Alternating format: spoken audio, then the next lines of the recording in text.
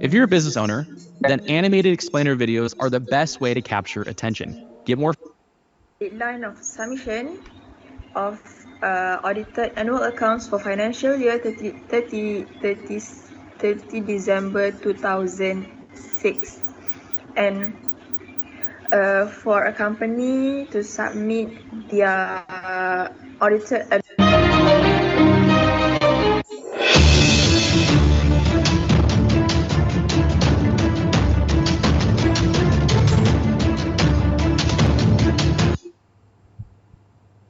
Assalamualaikum to all viewers and especially to our beloved Sir Azam bin Yaakob. So today, Group 4 that consists of Nur Sabrina, Nurul Hanani, Nur Edina and me myself, Nurul Aina, will present the case study on accounting fraud of a company which is Transmart Group Berhad. Moving on to the first part, introduction. So the first part of introduction, I'm gonna explain on intro in accounting fraud. So what is exactly meaning of fraud in general? So fraud is actually maybe a wrong figure of the evidence or matters which result in the items of the fraud that get wrong by acting upon the incorrect matters. The second point is accounting fraud. As in accounting, they refer to as an accounting fraud, which is that the fraud that are happened and do intentionally by those that are involved. For examples like the workers of the corporate, accountants, or the organization itself. These people will manipulate the corporate financial statement to misleading the statements. It is also against the law adjustments of economic statements of the corporate. As we all aware that accounting fraud is against the law adjustment of economic statement of the corporate. A corporation can fake their financial statement by adjusting it. For examples, what they do in terms of fraud is that they purposely faking or misstate the financial reports which lead their intention to adjust it just in case they need to try and do it later to close their fraud. So if it is unintentional misstatements, it will not be considered as accounting fraud. Next example, which is the persons in charge will overstate the revenue, misstating the assets and liability, or not recording the expenses at all.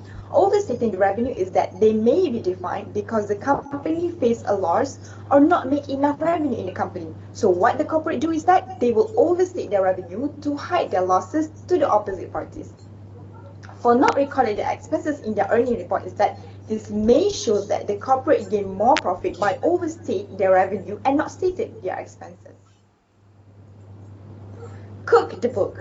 Other than accounting fraud that had happened in accounting, there are also cook the book fraud.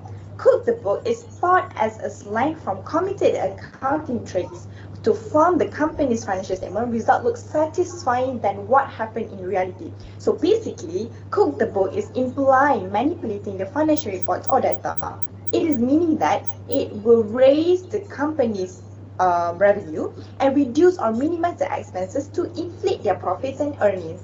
They are a bunch of tactics that the businesses can use and liquidate order to enhance their financial reporting results.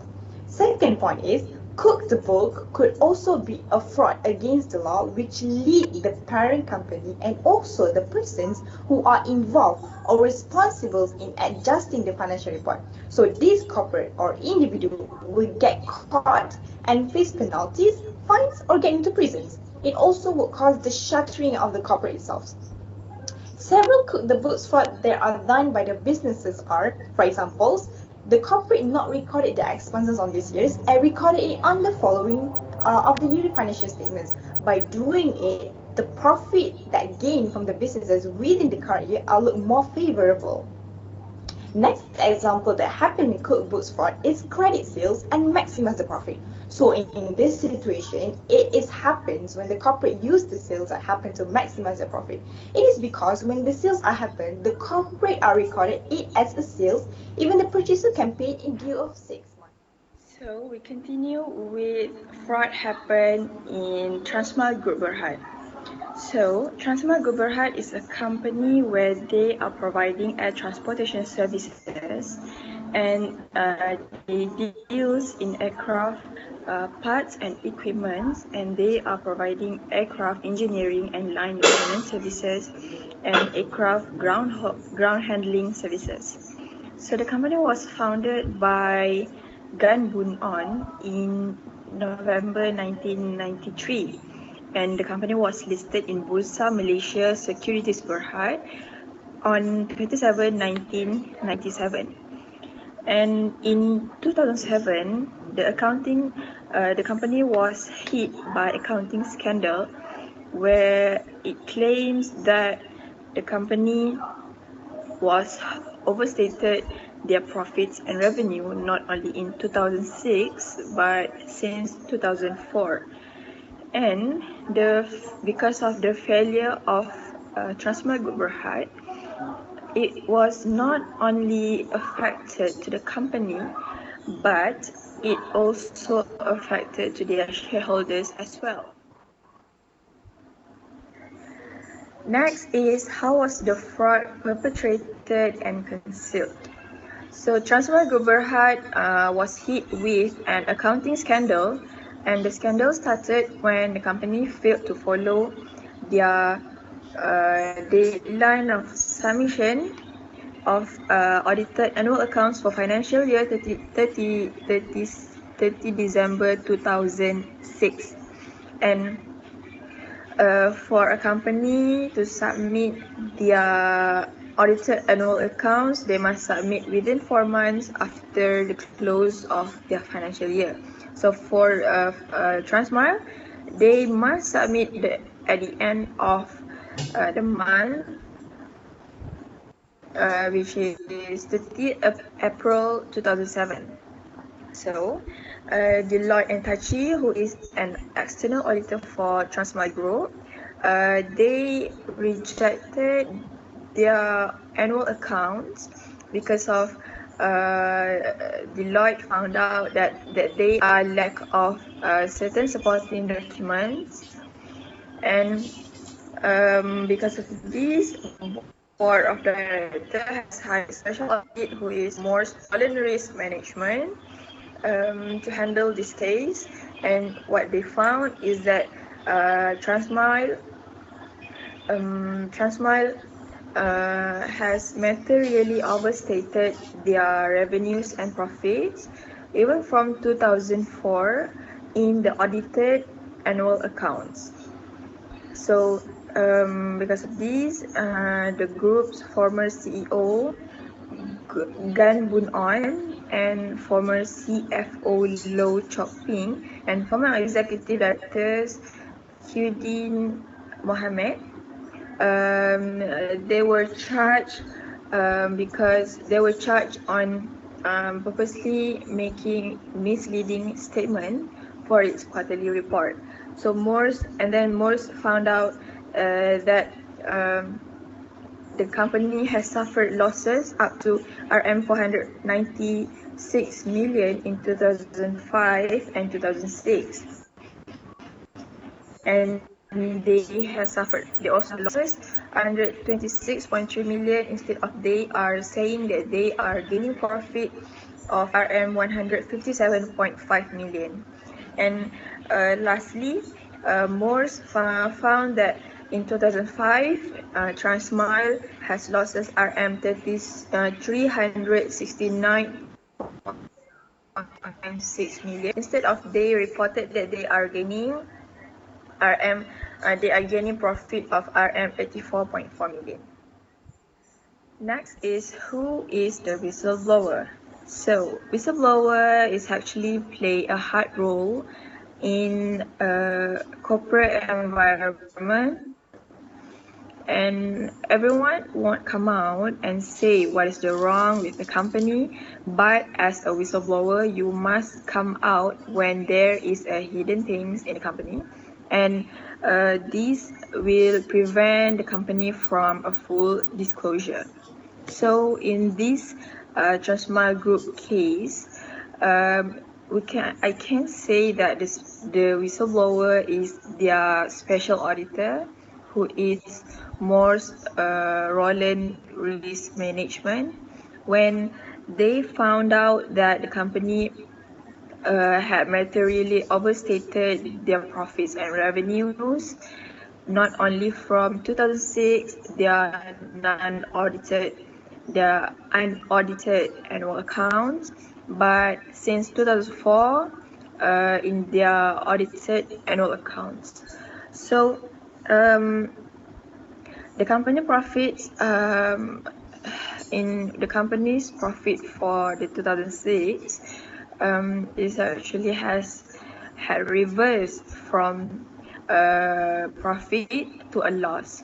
So most Roland in what I said just now about how was the fraud perpetrated and concealed, Morse found out that Transmart Group had suffered losses on 2005 and 2006 instead of gaining a profit. So because of the lack, so this is because of the lack of supporting documents, and also because of this, their former independent director, which is Chim Kim Fyong and Shukri Sheikh Abdul Tawab, are being charged individually with purposely mislead the statement to Bursa Malaysia. Next, we will proceed to the deep pressures, the opportunities and the rationalizations that have been found into the Transmigro Berhad cases. The fraud triangle is a model that developed by Donald Arkwright. It is explaining about the aspect that may affect to the organizations that commit any occupational fraud in their company. The fraud triangle has three parts, which is pressures or incentive, opportunities, and rationalizations that will may show how and why fraudulent behavior happened. Based on the Transfer Group Berhad cases, they are perpetrating fraud in the company.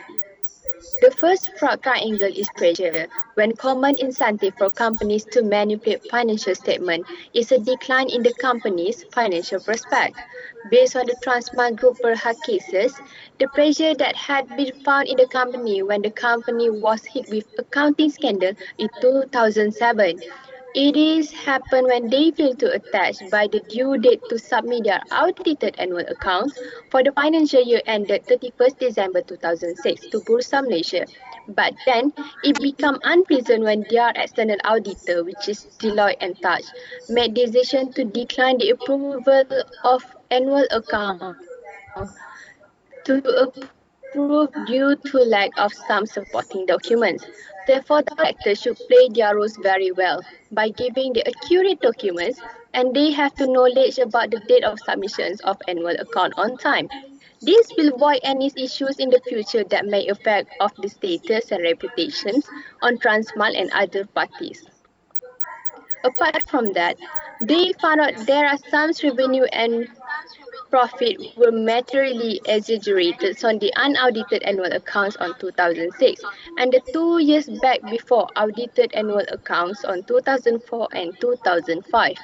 These issues were affected the transfer group per hub profit that had been upside down from profit to loss until the share price dropped to 8 ringgit Malaysia from 14 ringgit Malaysia when the company itself appointed Maurice Rowland Risk Management to lead a special audit by Deloitte and thus the issue raised. Besides that, the board of directors of Transmart Group had declared in their annual report before about their duty, yet they failed to do so by giving the power to the agent, which is Dato On Siu Nams and one of the directors at Kwok Kun Ho, which is Kwok Groups. Nevertheless, they also failed to perform their duty truthful with some expectation and thought that the management will perform it well with the directors and corporate governance with no guidance. To all intents and purpose, they supposed to perform their duties as far as they clarify in the annual report instead of put statement in order of complete and perfect annual report to be audited by auditor before released to the public. The next proud triangle part are opportunities, where the financial statement of all companies are potentially subject to manipulate the risk and greater for companies in industries where significant judgment and estimate are involved. Based on Transmart Group per heart cases, opportunities start to happen when there are two incidents that had been notified by the audit committee and the top executive on 14 and 15 February 2007.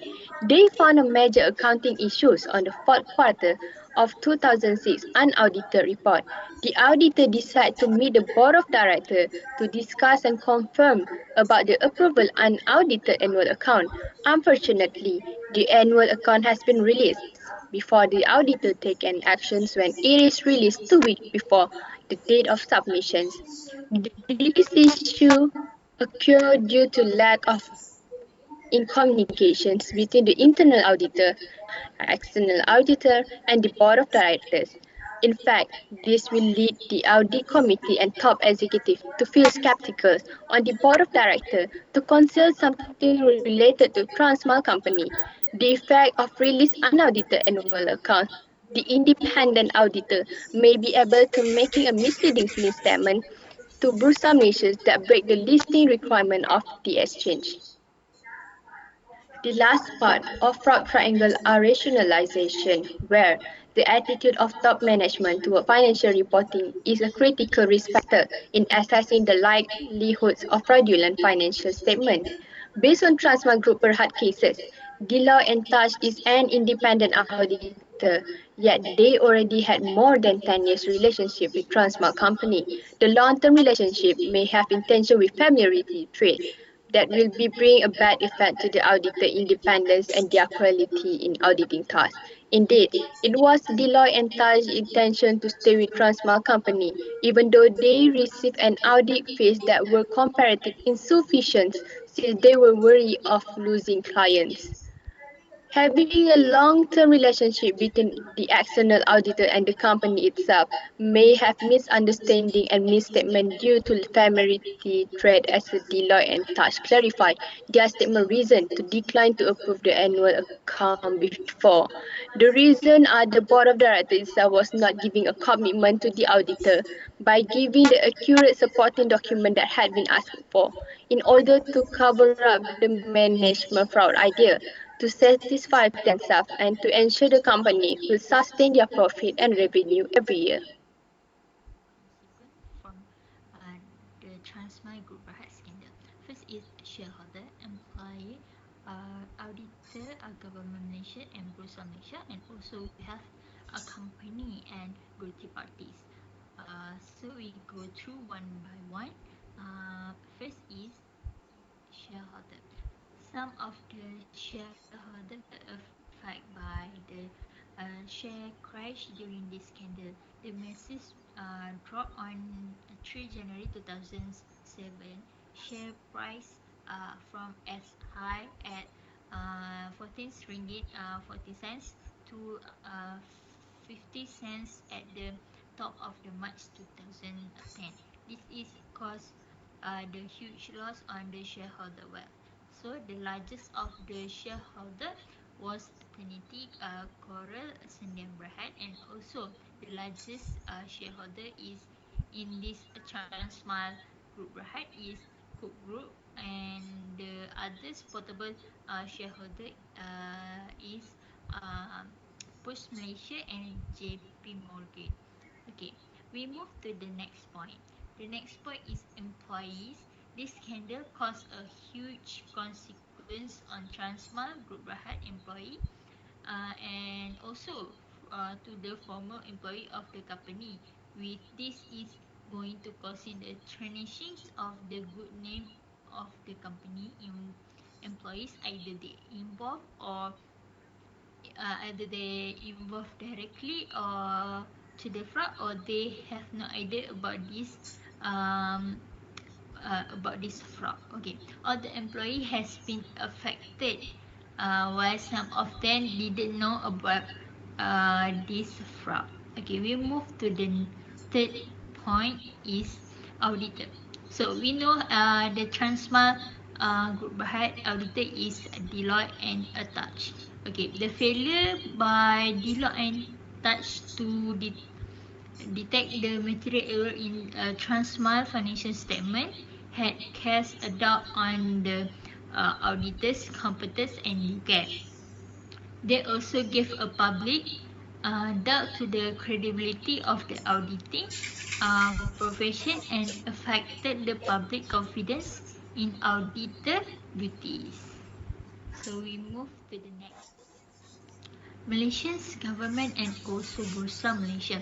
Okay, the Transmart Group Berhad scandal has damaged Malaysia's integrity and credibility in a corporate government's uh, governance as well as sincerity in Malaysia's government reputation for promoting corporate accountability and integrity was affected by Transmart Group Berhad scandal. Okay, as we know, Transmart was listed under a Bursa Malaysia market list for several years before this scandal. Okay, after the incidents, the company had made a share price decrease. We move to the next point is a company. Okay, Transmart company itself most highly affected by this fraud. Okay, a national cargo which flew high on the top but has shrank down and turned into the company that has no business activity at all, and not many subsidiary and affiliates that has been long dormant and inactive. Okay, so the last point is the guilty parties. So we have three guilty parties, which is Elkan Bun on Lu Kok Ping and also Qudin bin Muhammad. Okay, the board of the director who were involved in the financial scandal had fined by the Security Commissions on the Bursa Malaysia Security Berhad. After the scandal, each of the director already lost some credibility and integrity in the public judgment. We move to the conclusions. Last part is conclusion. A lot of people affected by the fraud did by Transmart Group Berhad. It doesn't matter who the perpetrator is. The most important is the lesson we need to learn from this accounting fraud. Second point is there are many factors that result to steer the fraud within the Transmart case.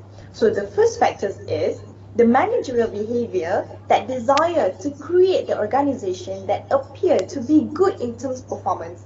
This factor which will cause the activity of reporting the next profit than the actual amount.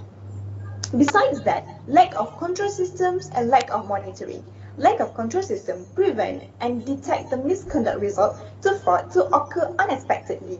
And lack of monitoring is that monitoring and detecting by the board of directors themselves. Trustman should identify the cause that there is major increase within the profit amount. The third factor is that whistleblowing can cause a businesses to lose future business venture. Whistleblower needs a transparent of support from the organizations. Therefore, companies should provide a great support to whistleblowers by ensuring their job security. Resultantly, the whistleblower will notice or sense that they are being secure and braced. The last factor is that it is important for corporate to use whistleblowing as a tool to detect fraud. It is within the corporate, although that might be a side effect of the fraud being exposed, because it is for the protection and so that the corporate itself in long run developments and growth.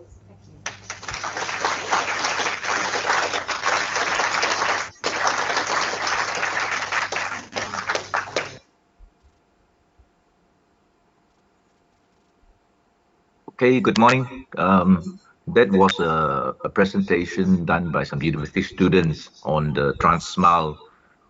It was an accounting fraud lah, in Malaysia some years ago. Okay, the reason why I show that video is because it is part of your assignment, the tugasan lah. You should start to start off with this. So I just read you this tugasan or assignment, which is in your WhatsApp group anyway, which I posted some time ago. So it's a tugasan worth 20 markah. So basically, the first part is bolehkah CMSA. CMSA is Capital Market Services Act 2007, Akta Syarikat dan Juru Audit A mencegah berulang krisis kewangan global 2008.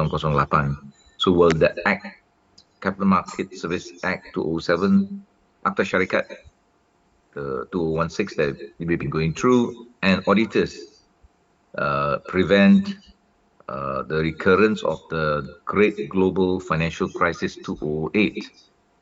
Are you aware of this thing called GFC, or Great Financial Crisis 2008, or they call it Subprime Crisis 2008? How many of you have heard of this crisis, Global Financial Crisis 2008? Just do a survey if you can. If you heard of it, put in a one into the Q&A. Just want to do a survey. Those who have heard of the global financial crisis 2008, otherwise known as the subprime crisis 2008, which actually originated from the United States of America but spread throughout the whole world like a wildfire in 2008, uh, uh, GFC, short form GFC, Global Financial Crisis 2008. How many of you have heard about it or is aware of it? Put in a one, type in a one in the chat box, in the Q&A box.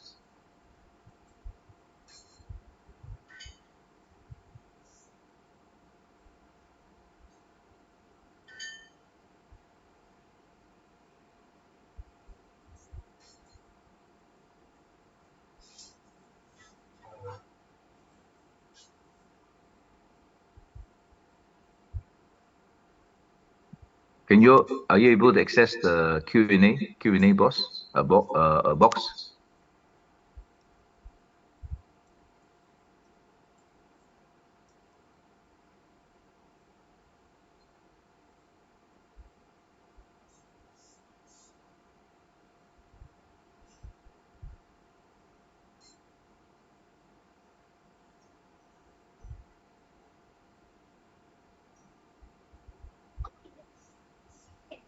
Or you can unmute yourself if you heard of it. Nobody, nobody heard of the global financial crisis.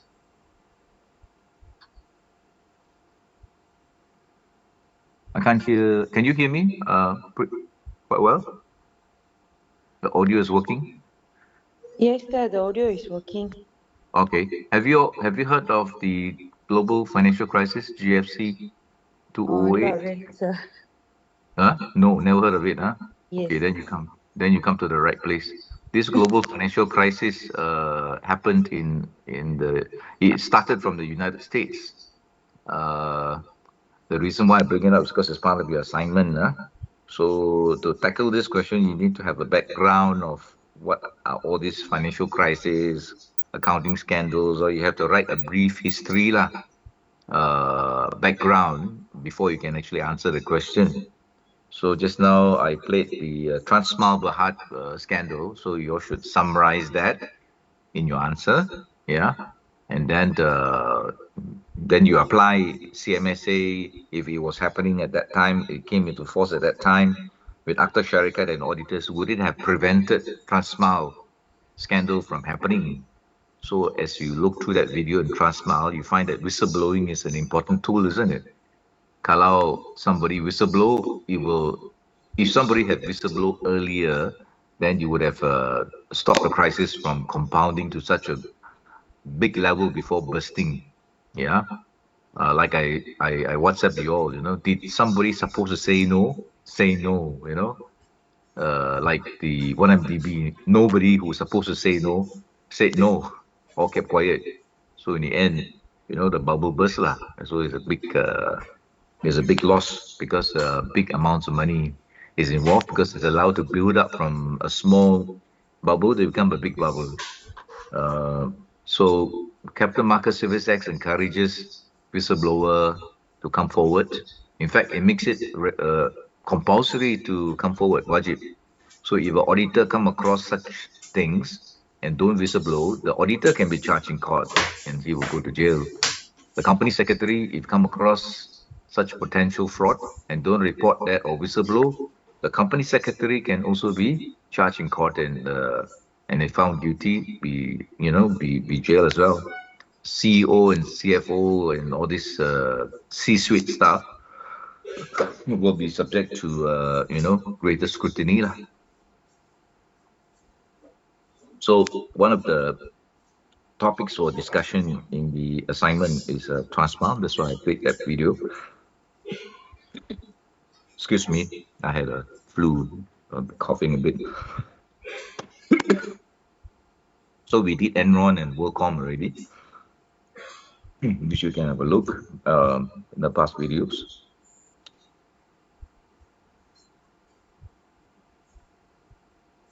You can Google all these cases. We'll play a video on the global financial crisis to give you an idea of what actually happened during that time, okay? Hmm.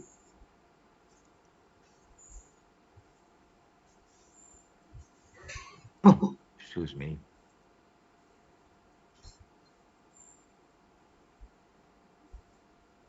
Oh, before that, can you just put on your video for about 5 minutes so that I can record the attendance? Just for 5 minutes only lah. Just put on your videos.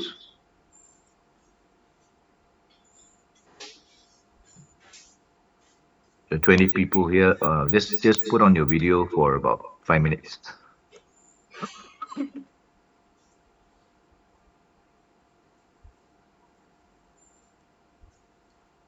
Thank you. Good morning. Good morning. Good Morning, sir. morning. Good morning. Good morning, sir. Good morning. It's just for 5 minutes. Then you get off again to save your internet. Morning, sir. Good morning. Tan Jun Boon, morning. You send your assignment right to the KJ3 Yahoo email, which I received. If you can resend it again to the one that I mentioned is auditing class at gmail.com. Or just resend it lah in the words format. So you send all the assignment to auditingclass@gmail.com. You'll find the address in the WhatsApp. Send it to me uh, in words form. Don't PDF it lah. Okay, just let me run down a bit.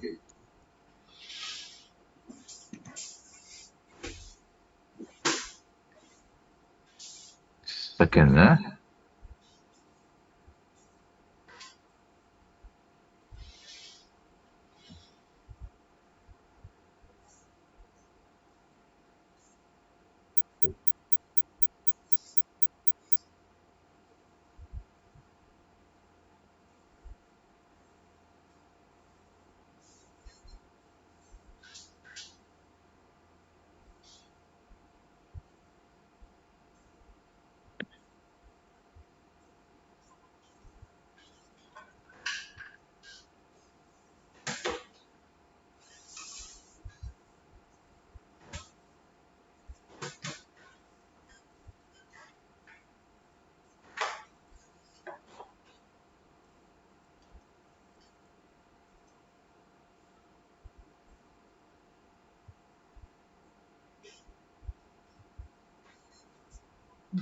okay, that would do. Now I will show you a video on an explanation of what actually was the global financial crisis in 2008. Actually, this was a very, very big crisis. Happened in 2008. It was sparked off in the United States by very low interest rate.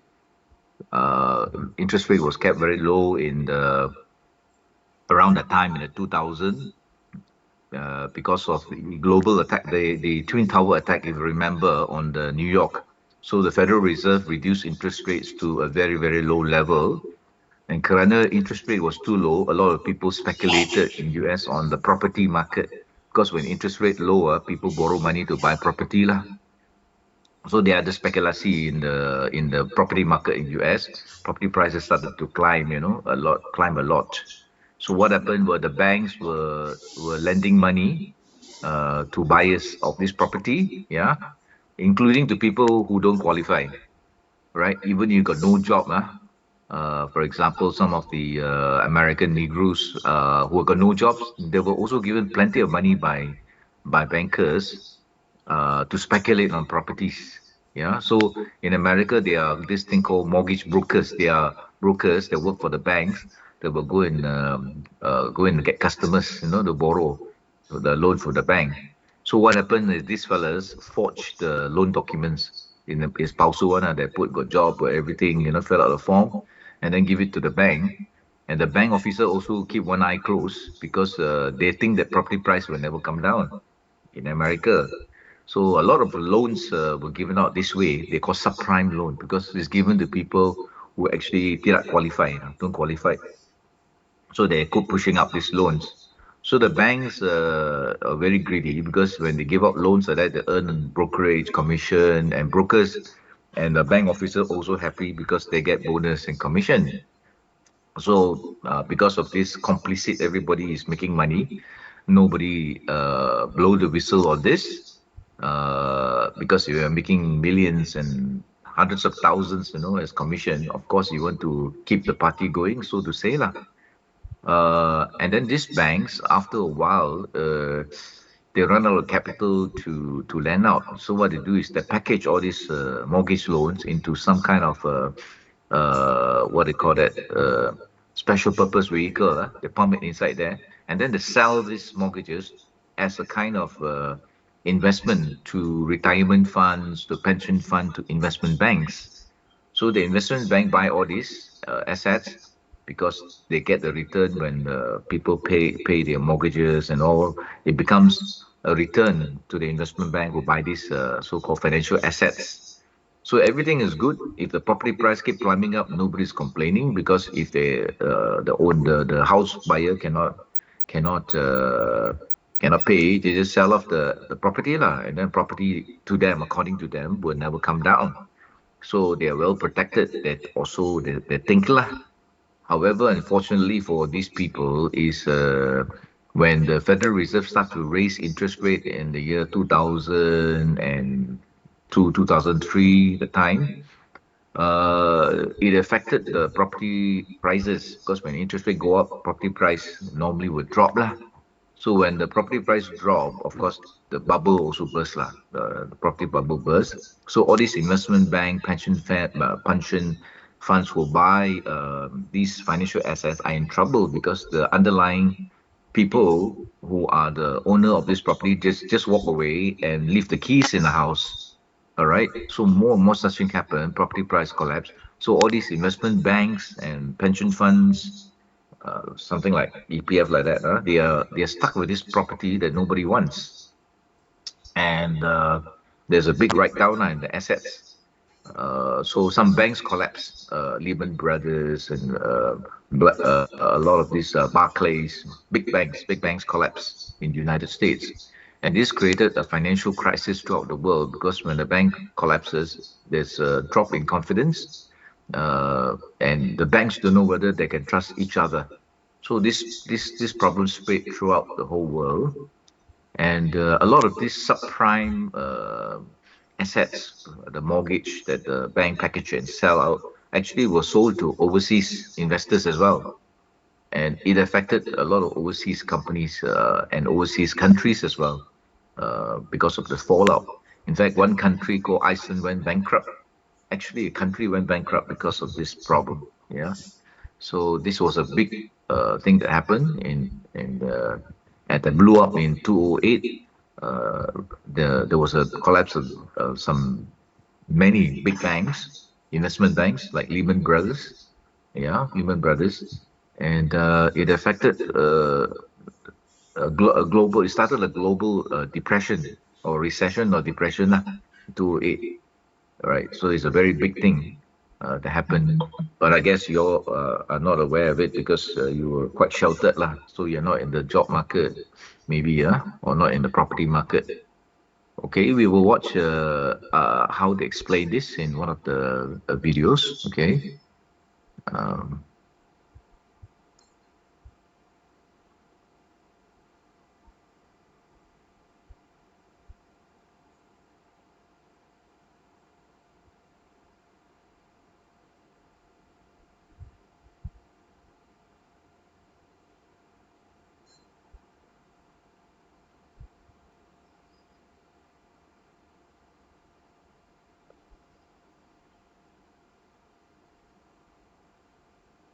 before we watch that, let's see what happened to the CEO of Transmile. I think he ran away. He was actually sentenced to jail.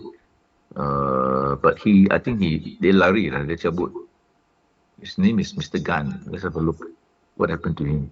Before bed tonight, try saying these 9 simple words to help attract money while you sleep. The harder you work,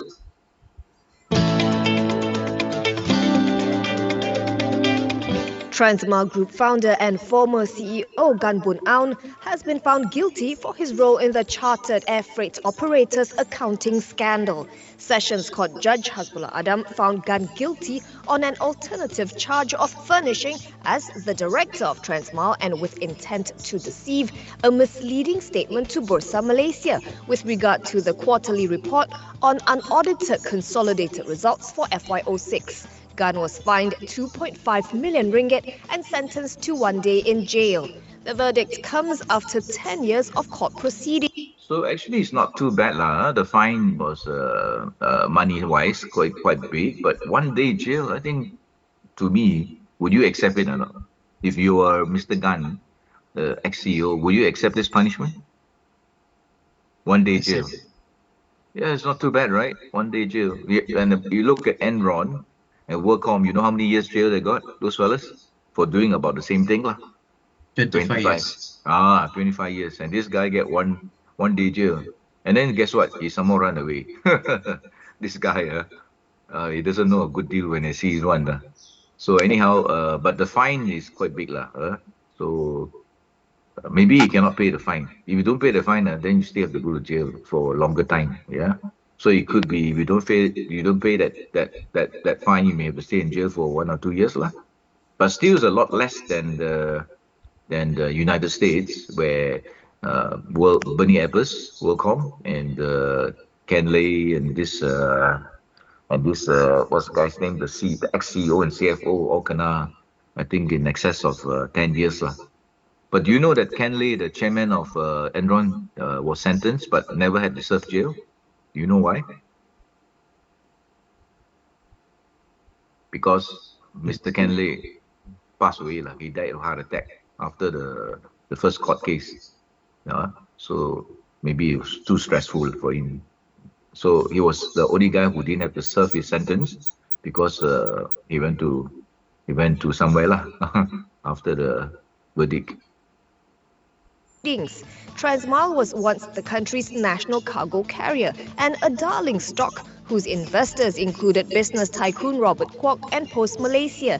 It was initially listed on the Imagine that it's not just the uncle, auntie, and the small-time investor will kena con bagi ini Transmart. It was the professional investors like Robert Kwok. Robert Kwok is one of Asia's richest man. He was also conned by this, and then Post Malaysia, which you and I see everywhere in the in the country. When you use mail service and parcel service. Post Malaysia was also got conned for this. They bought a block of shares in Transmile, and basically they also got cheated lah. So Transmile's business model, again, understand the business model before you audit, is they deliver parcels from Malaysia to other countries and also to Sabah Sarawak. So Sabah Sarawak parcels was a lucrative business until competition came up, and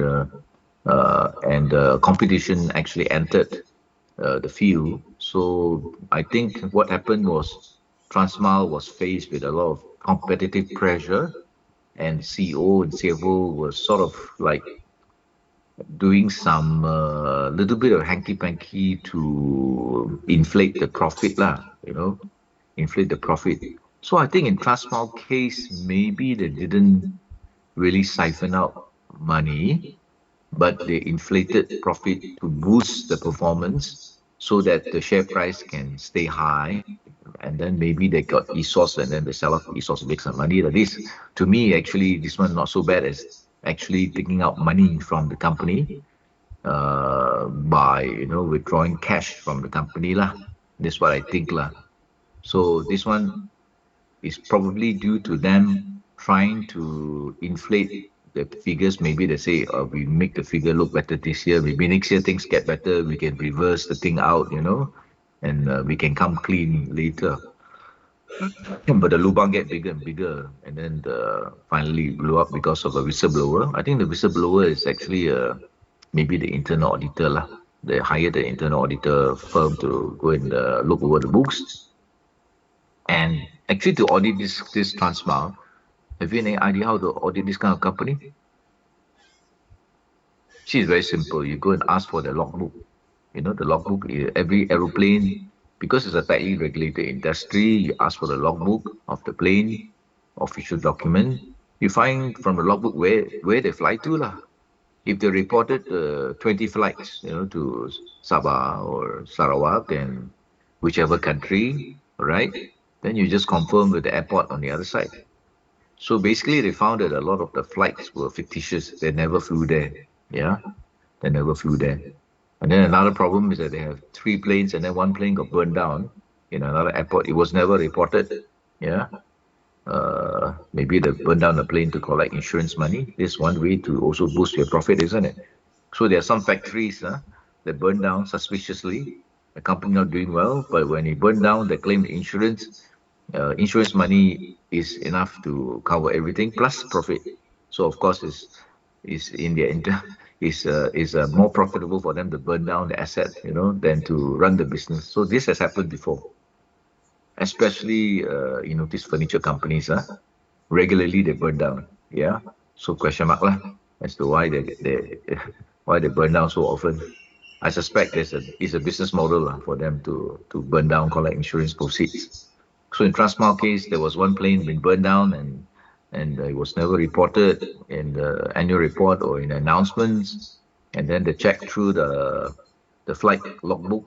There are places that they say they flew to and booking profits for delivery of cargo, but they have not even flew there. So it was very easy to verify, the fraud. And another very silly thing is that an independent director, pengarah bebas, is actually also involved in the fraud together with the CEO and the CFO. Is they incorporated a company overseas as a fictitious customer, and they're so silly. The independent director was so silly as to use his own name to be a shareholder and director of the company. So this is fraud 101, 101, fraud 101. You never put your own name down, right? When you want to commit fraud in using that company, you should use another proxy's name. But they're so careless that actually use his own name to be named as a director and shareholder of that company. That is a fictitious customer overseas, where Transmile can actually book in sales, book in sales and book in as a result, because it's fictitious sales with no cost, it inflated profit by quite a fair bit using this shelf company, offshore shelf company. So this particular director, who's independent director, pengarah bebas, so-called bebas lah, also kena jail. I think he kena longer jail lah, maybe 6 months to 1 year jail. So there's one guy, also a victim. Well, it's not a victim, maybe he's been too careless. Now, actually, very interesting for your answer is, the e-invoicing is coming into being on 1st August, and then next year it'll be for everybody lah, e-invoice. So e-invoice is not just a PDF e-invoice, by the way. E-invoice means all invoices starting now from 1st August and also from next year onwards for all companies, all invoices must be validated by the income tax department via a portal called it's called My Invoice. Yeah. So all invoices must be validated. We fill in all the parameters and then send it to income tax, the My Invoice portal, and there is either validated or rejected. Okay, there'll be tax number, the supplier, buyer's number, all these things are all key in lah. So if this thing is not validated, your invoice is not recognized in Malaysia, which means you cannot get a deduction. Yeah. To be a valid invoice in Malaysia, starting for big companies, starting 1st August now, and then next year for all companies, is that all invoices must be validated. Not validated is not a legal invoice. So if this is the case, I think that this may be useful to prevent accounting fraud to as far as inflating revenue is concerned. Because in order for them to book in the invoice, they must give about 38 type of data to key in to the e-invoice before it's validated by income tax. So this will discourage them from having fictitious sales. Because fictitious sales is very common, for creative accounting to inflate profits. For example, if I want to inflate the profit of Transmile by 50 million, I just towards the year end, I'll just contact a friend overseas and tell him that I'm going to issue you an invoice. You're in Hawaii, okay? I give you a 50 million invoice. I'll book it in. You sign the DO and whatever. Give me a PO, purchase order, all those things. So in my books, Transmart book, I just debit debtor, Mr. XYZ, and Berhad or Sindran Berhad or Limited, and I credit sales, say 50 million. So at the click of a pen and the entry, into the accounting system, the journal entry will create a debtor of 50 million and sales of 50 million. And because no cost is involved, we find that your profit will go up by 50 million. So it was quite easy to done. But now with the advent of e-invoicing, the data and whatever must be keyed into the computer, into the income tax my invoice system, and income tax will be able to like verify that lah, whether it's fake or not fake. So this will help greatly in reducing incidences of creative accounting via inflating of fictitious sales lah. Okay, so in your answer you should mention this lah. Uh, so not just capital market services, but income tax also come in a way to help. Another avenue that can help to detect creative accounting in your answer, and in my view, is artificial intelligence. Investigators and Securities Commission may have this thing called artificial intelligence, who who are actually can police all these things and able to detect creative accounting, yeah, from this artificial intelligence softwares being put in by the regulators, income tax or by Securities Commission, Companies Commission, and so on lah. And auditors may also have this software that be able to detect.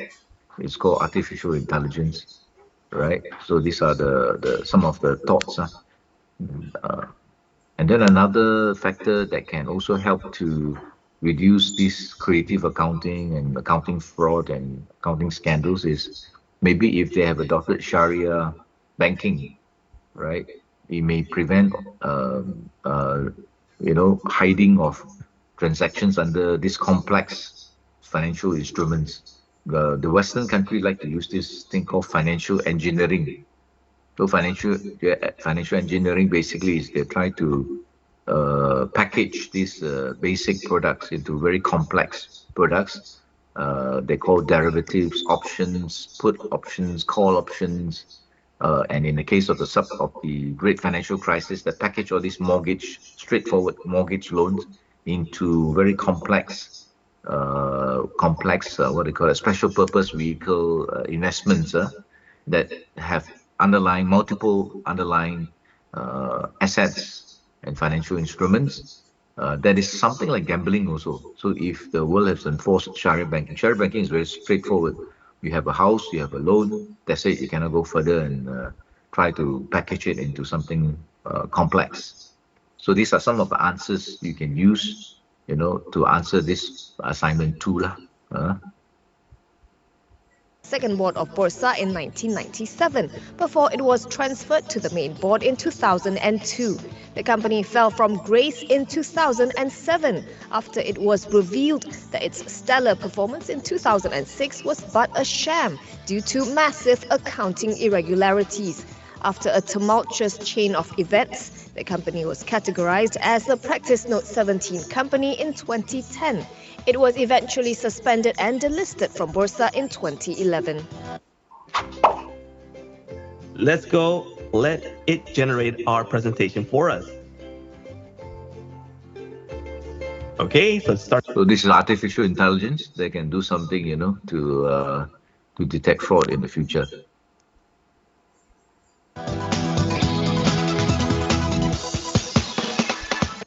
Okay, and of course, this guy is also implicated in some corruption trial on some commercial matter. So it affects everything. Corruptions, allegedly, money laundering, all this is, you know, a lot of cases been reported recently.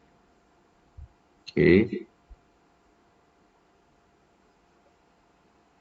let's have a look. Okay, subprime. Now we have a look at subprime crisis. I think to you, this one's a new one. These two gentlemen, this couple will try to explain to you in simple English or bahasa down here what actually caused the 2008 financial crisis. Yeah.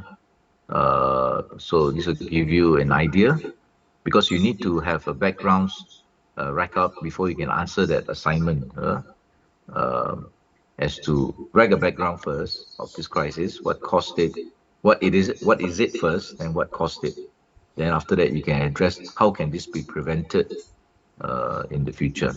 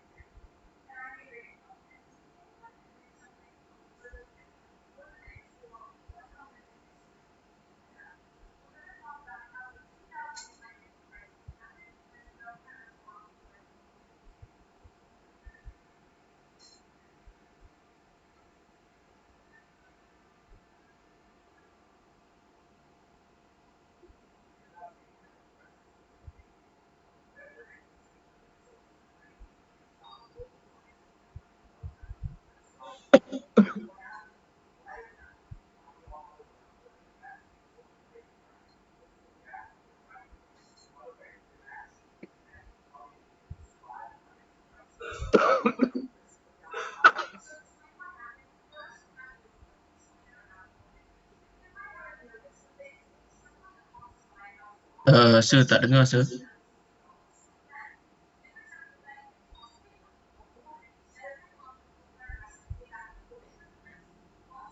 No voice. No sound, sir. Did somebody say something? Oh, somebody's trying to say No something. sound. No sound, No. sir. Okay, my apologies. Let me go and have a look again.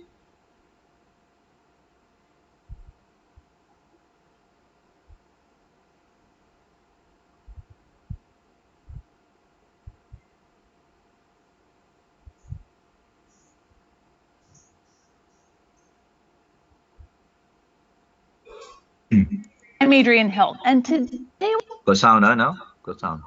we're going to do something a little different. We're going to explore one moment in history in depth. We're going to talk about how the 2008 financial crisis happened and the government response to it in the United States. So let's get started.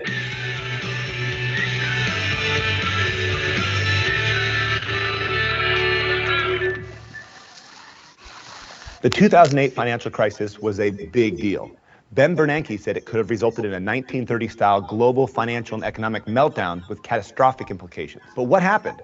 Why did it happen? And why aren't we all huddled around burning trash cans, forming a raiding party to go steal gas from other tribes in the wasteland? By the way, if you're actually doing that, you probably didn't hear we survived the financial crisis. Things got better. Seriously, put down your crossbows. To explain what happened, first we have to do a quick explainer about mortgages. And you might already know this, but basically someone that wants to buy a house will often borrow hundreds of thousands of dollars from a bank.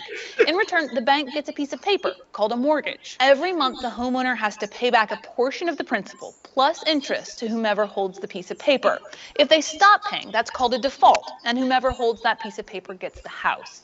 The reason I'm saying whomever holds the paper rather than the bank is because the bank, the original lender, often sells that mortgage to some third party. And the reason I say often is because this happens all the time. I've had my house for 9 months and 3 different banks have had the mortgage. Traditionally, it was pretty hard to get a mortgage if you had bad credit or didn't have a steady job. Lenders just didn't want to take the risk that you might default on your loan. But all that started to change in the 2000s. And before we go further, a quick aside here. The story gets complicated fast, and it's a fascinating story, but we're trying to keep it relatively simple. So I've asked Stan if we could put some additional resources in the YouTube description. And Stan said yes. Thanks, Stan. Anyway, back to our story.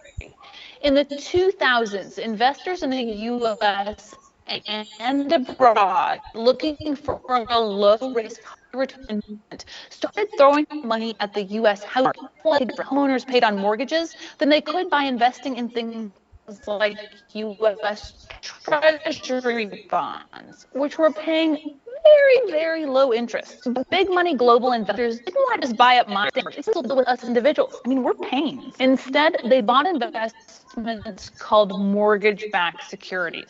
Mortgage-backed securities are created when large financial institutions securitize mortgages. Basically, they buy up thousands of individuals, put them together, and sell shares of that pool to investors.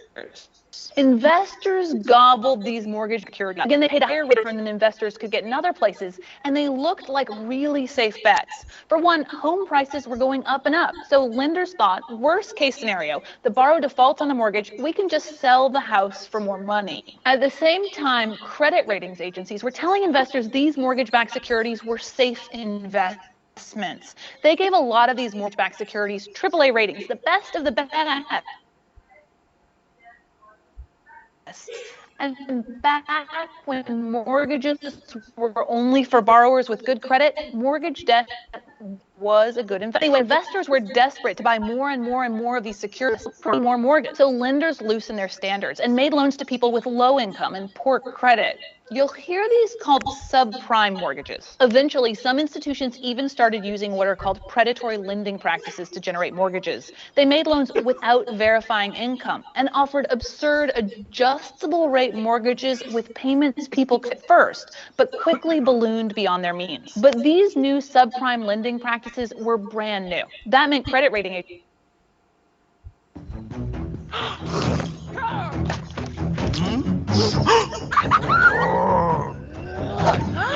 Huh?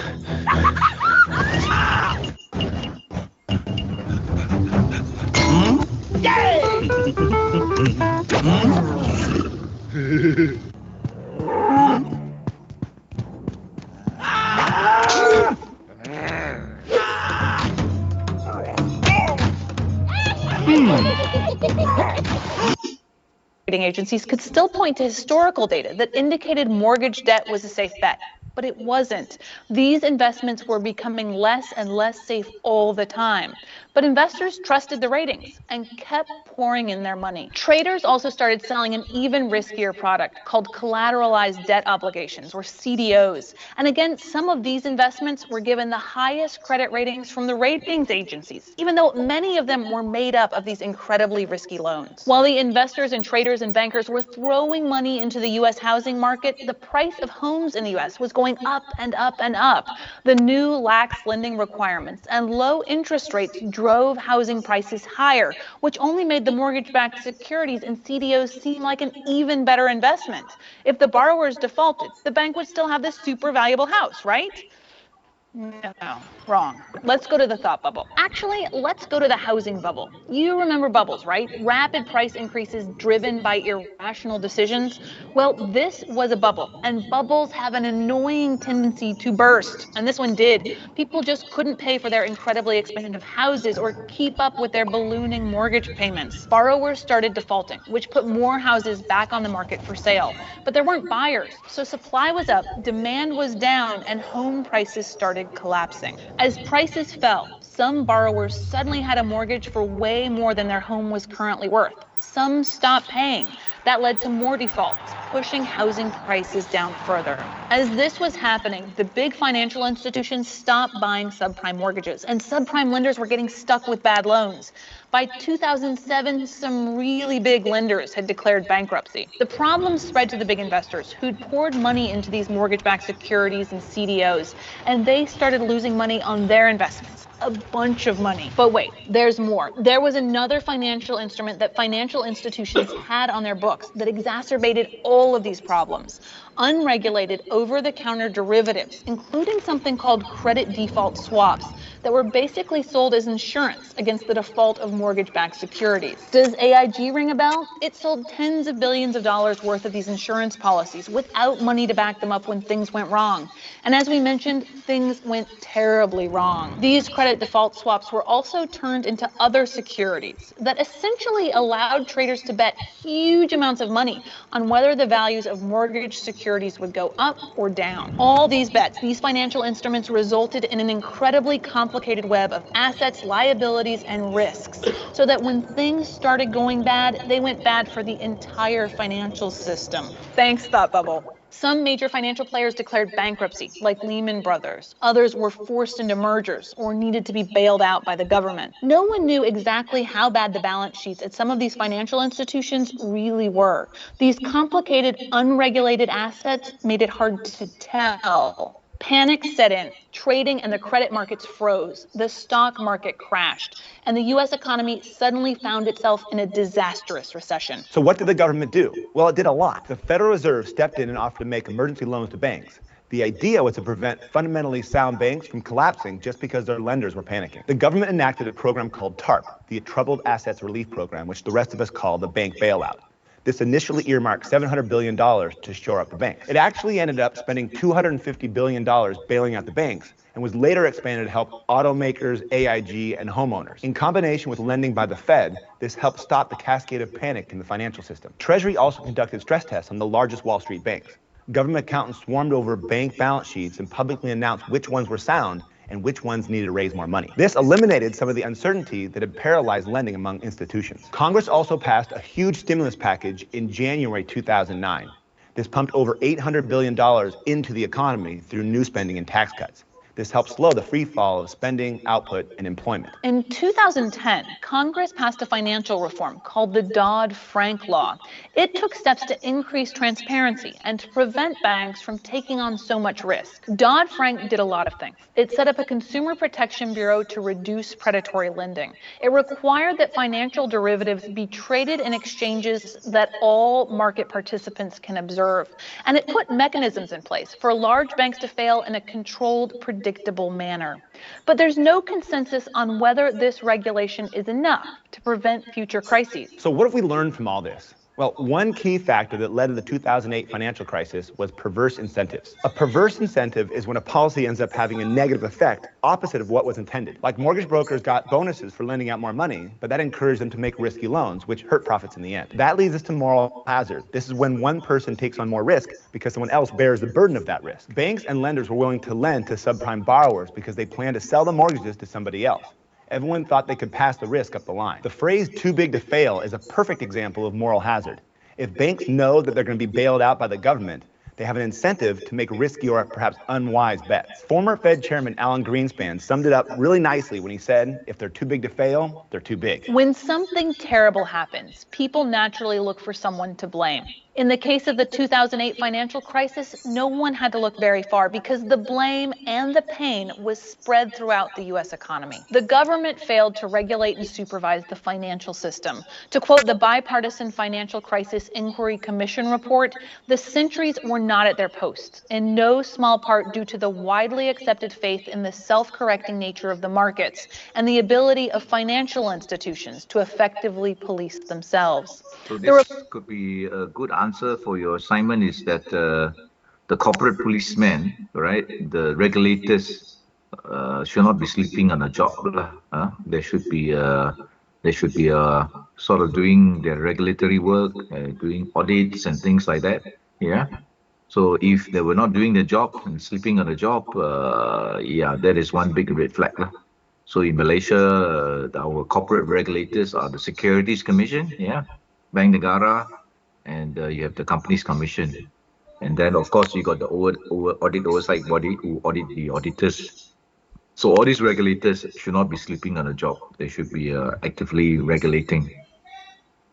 Of financial institutions to effectively police themselves.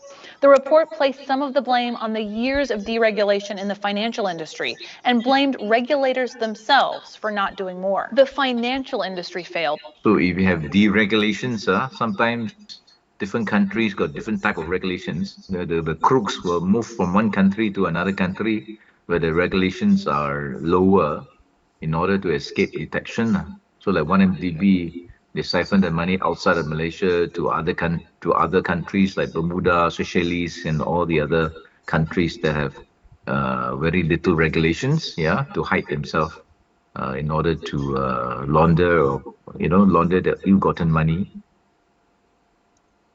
Everyone in the system was borrowing too much money and taking too much risk, from the big financial institutions to individual borrowers. So another problem is excessive borrowing. If you let a company borrow too much, loans are easily obtainable due to low interest rates. So all this will be the petrol or the fuel that will cause an explosion later on.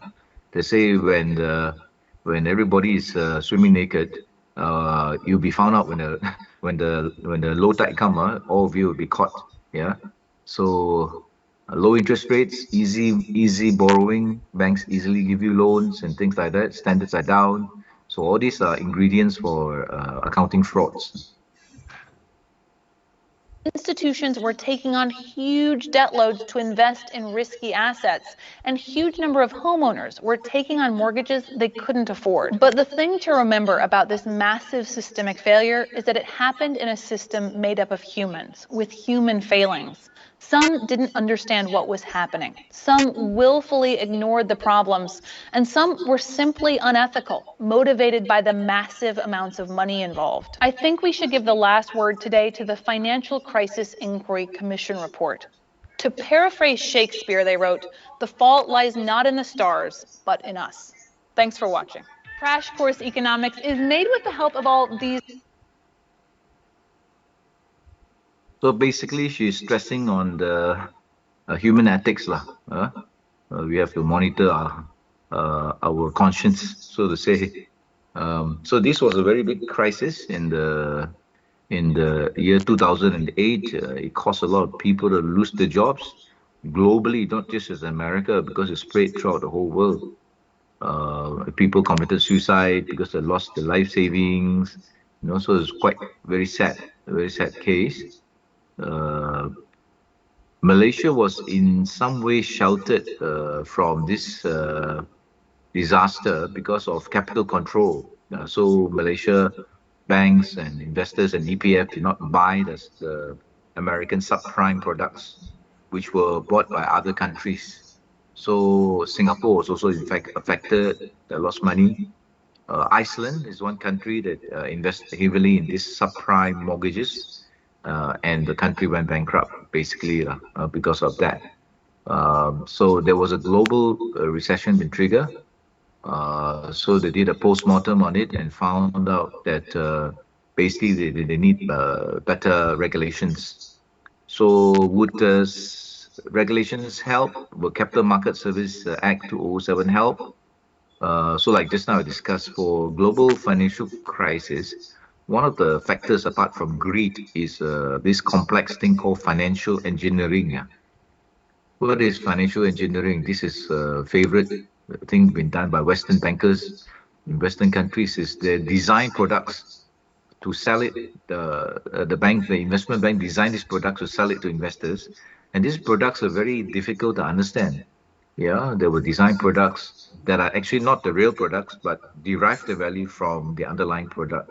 So, like for mortgages, they will design products called mortgage securities. Yeah, they will package all this mortgage into a special purpose vehicle, and then they will sell all these units to investors.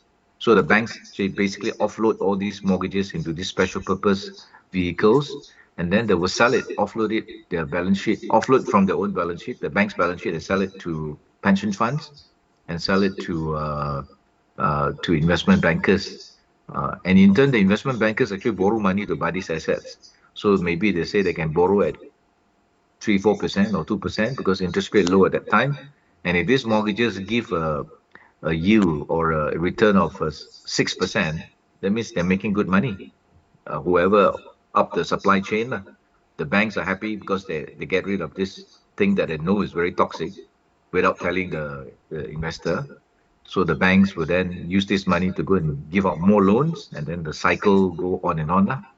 And the people who bought this subprime are under the mistaken belief that these investments are actually triple A investment when they are not, because the underlying assets are subprime. These are people who buy the houses and mortgages and actually don't have any jobs. That's why they call subprime lah. Yeah. So another way is of looking at it is if the world has actually adopted Sharia banking, Islamic banking regulations system. That means that Sharia banking don't allow all these complex financial engineering products. They only allow very straightforward mortgage, got house, underlying house, and then they have this loan. That's it. They won't go any further under the Islamic banking. But under conventional banking, especially under in Western countries, there would layer upon layer of these products are designed.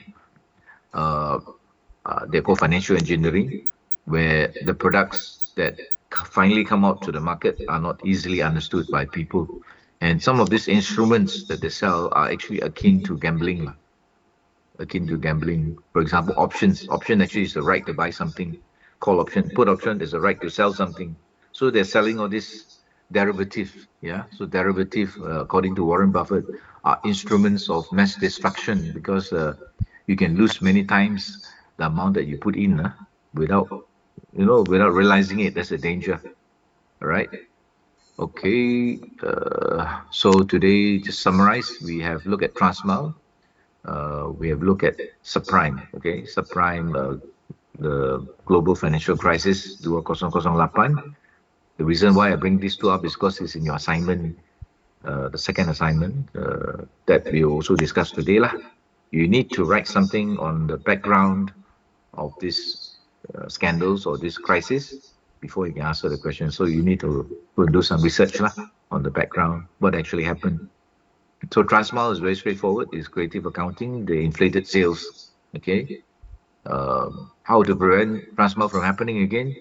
I think e-invoicing maybe may help lah because they have to fill up the real thing, right?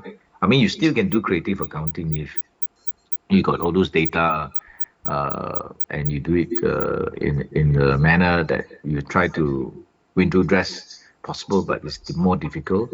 Then, of course, you have whistleblowers. You have real independent directors, would have spotted it. Internal auditors, if they have internal auditors who are willing to say no and come out and blow the whistle, yeah. And of course, you should have audits, by Securities Commission. So nowadays, in this modern era, we can use artificial intelligence, yeah, softwares that Securities Commission and Bursa Malaysia can put in place to monitor each company. And from the artificial intelligence, maybe they're able to decipher some kind of trend and sort of have a red flag been raised on the IT system to alert the corporate police guys, like Securities Commission, to go and investigate further in softwares. Huh? Okay, a more diligent auditors will help. If the auditors have opened their eyes and do proper audits, they would have discovered this. Like Transmal is so easy to audit, isn't it? Because the auditors just have to ask for the logbook and then maybe send one of the auditors to go to confirm at one of the countries, fly over, confirm the big ones lah, right? They would have found out this fraud long time ago and prevented it from exploding and resulting in big losses for everybody. I'm not sure whether the ex-CEO made money from this or not lah. Maybe he could have inflated it and borrowed money using the balance sheet, look very good. Then they get placement or bank loans. The banks will give loans because performance good, ma. Then he could have siphoned out some money. I'm not sure. Yeah, only he will know lah. What actually happened? Okay. Any questions so far? Today on all these issues we discussed. We are just looking into the assignment now. Have you formed groups? You should be forming your group by today. So, like I say, the group that you form, preferably is also the same group that you form for your pembentangan lah. So this morning you saw this presentation by this group of students, So if you have say 4 people or 5 people, all the 4 people and 5 people should be in the video lah, in the presentation. Have you all formed your group already? Yes, sir. Already. Okay. Okay, so what you do is in the WhatsApp later, you put group 1, group 2, group 3, group 4, and whatever, put your names down, and so I know who is in your group. Today, you can actually start off with your assignment already. We will discuss it today. Okay, okay, let's go back to the Pembentangan. There are still got 2 parts, right? Which we will discuss now.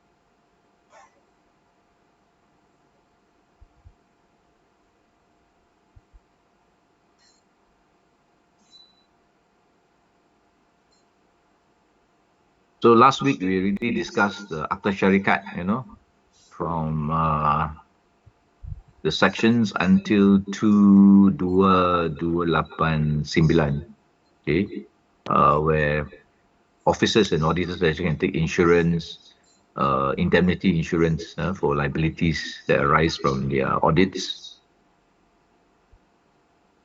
or negligence, default, breach of duty, and so on. Okay, let's move on. The next part of the pembentangan. What's the aim of auditing? So auditing is the objective verification on the published financial statements by licensed auditor. Not all MI member can be auditors. They must go for an interview with the Ministry of Finance, and if proved, they're given a license for 2 years. And if they want to audit a listed company, they need to get another license from the Audit Oversight Board called the AOB.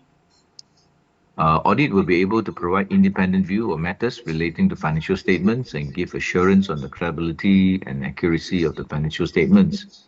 It will tell whether the statements show benar dan seksama, true and fair view.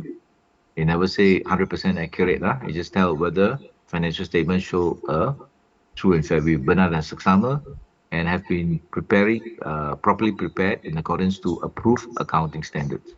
So if you tak ikut approved accounting standard, your accounts will be qualified. For everything you do in the balance sheet, income statement, cash flow, notes to accounts, all this is regulated by accounting standards. There's a law. It's a gazetted one. It's actually issued by the Malaysian Accounting Standards Board. Okay, you should add on to your answer. Another thing that the auditor will also be concerned is going concern.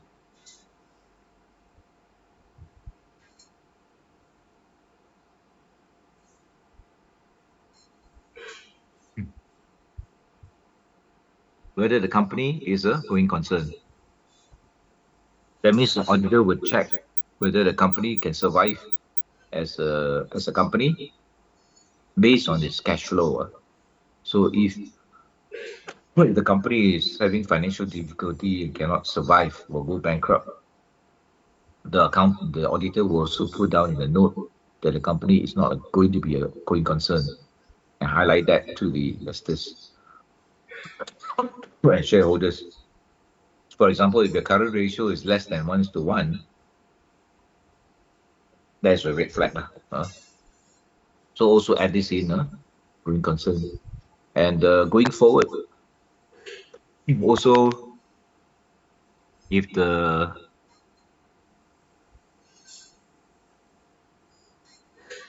auditors come across any highlights, any red flag regarding the fraud, he also should be disclosed in his audit report. These are new requirements. And then the it's short form from key audit matters.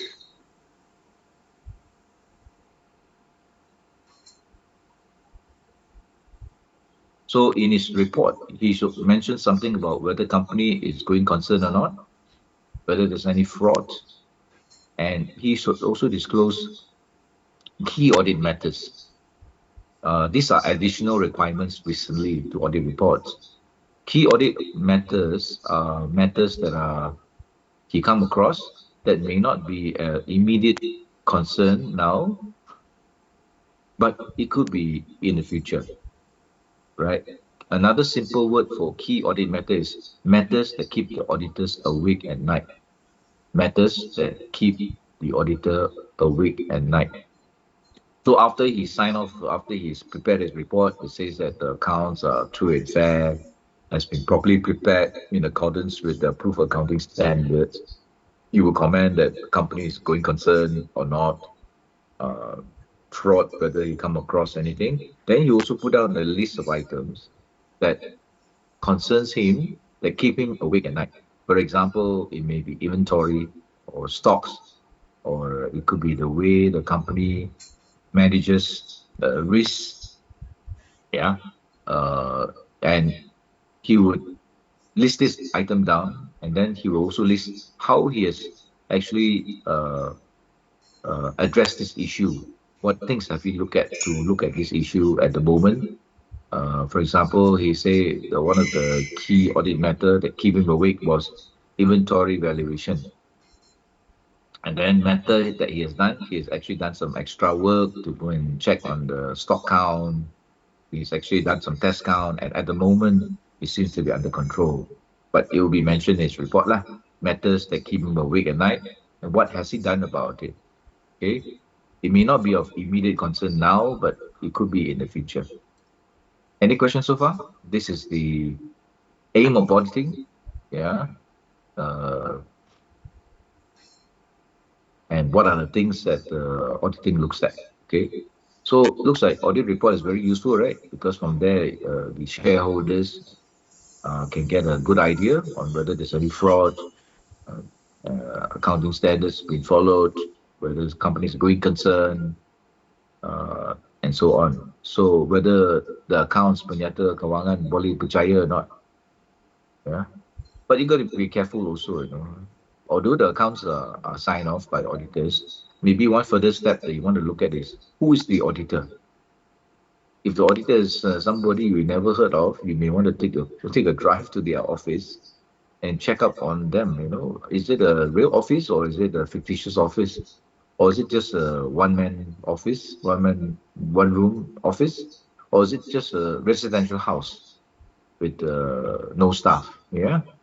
So I mean, there are people who sign off accounts, or they may be even be fake auditors. They have a license number.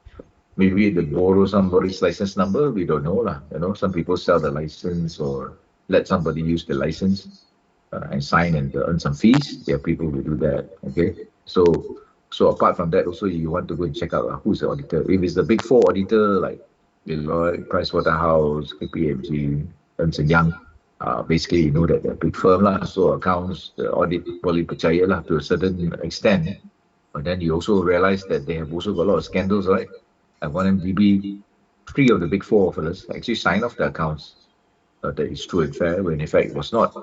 So all the three auditors were punished. The only one was Pricewaterhouse.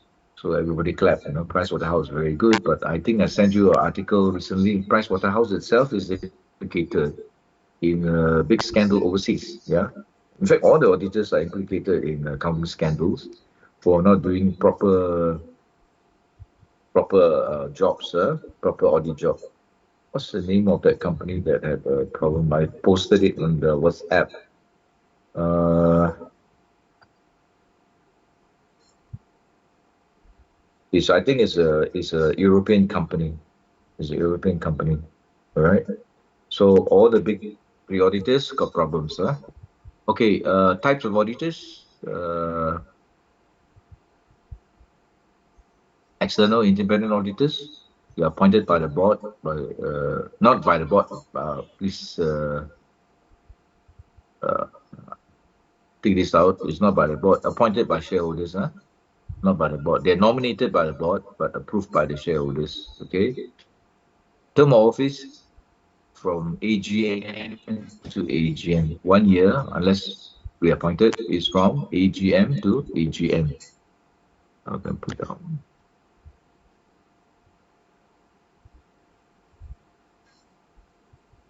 Next, AGM.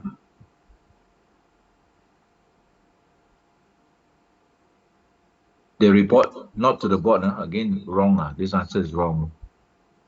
You should take it out.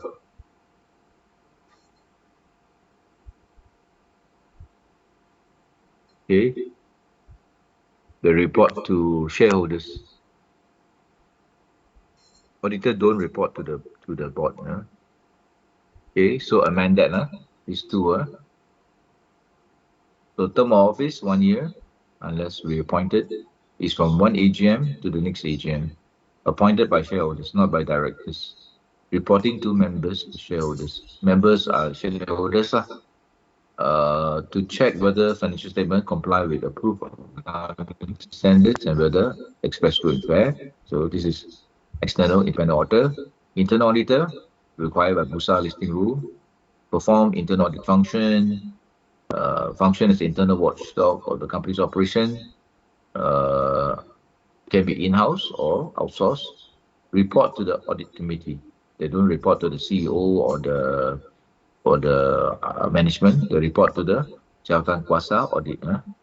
Government auditor or auditor Juru Audit Negara, Auditor General. Auditor General.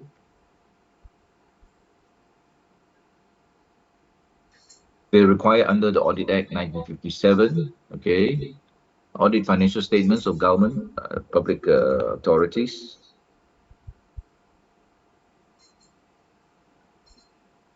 Can be desktop or field audit. Enhance the accountability in public funds, reporting to the Agong and Parliament, reporting to the Parliament. Parliament.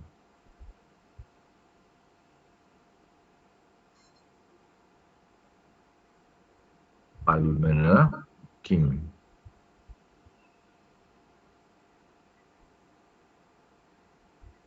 Okay, Agong lah.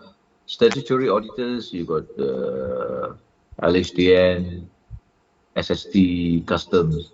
Now, income tax auditor are horrible. They got a lot of power. They can come to your house with their pliers and cut your locks and crash into your house and seize documents. So income tax auditors very powerful. You cannot stop them. External auditor not so bad, right? Auditor General also not so bad.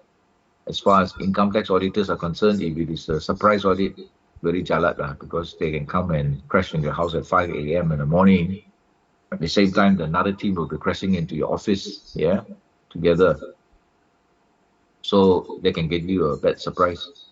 And of course, they can also stop you from leaving Malaysia. You go to the airport, you find that your name is on the list there, you probably keluar negara because you are subject to the audit. Huh? A forensic auditor are investigators. They call it to investigate something wrongdoings. For example, 1MDB now got a lot of forensic auditors looking at it. And these auditors are called forensic. Like Transmal, they call in forensic auditors after the scandal was discovered. 1MDB forensic auditors call in after it was discovered, and so on. Okay, any question? These are basically the type of auditors. Of course, nowadays you got due diligence auditors. When you are having some merger and acquisition activities, you may want to hire a due diligence auditor to go and look at the candidate, the merger and acquisition, the company you want to acquire. You want to send in your auditors to have a look and see whether other any cancer inside the company before you buy it over. So those are called due diligence auditors. Any questions so far? This is the second part of your pembentangan. Huh?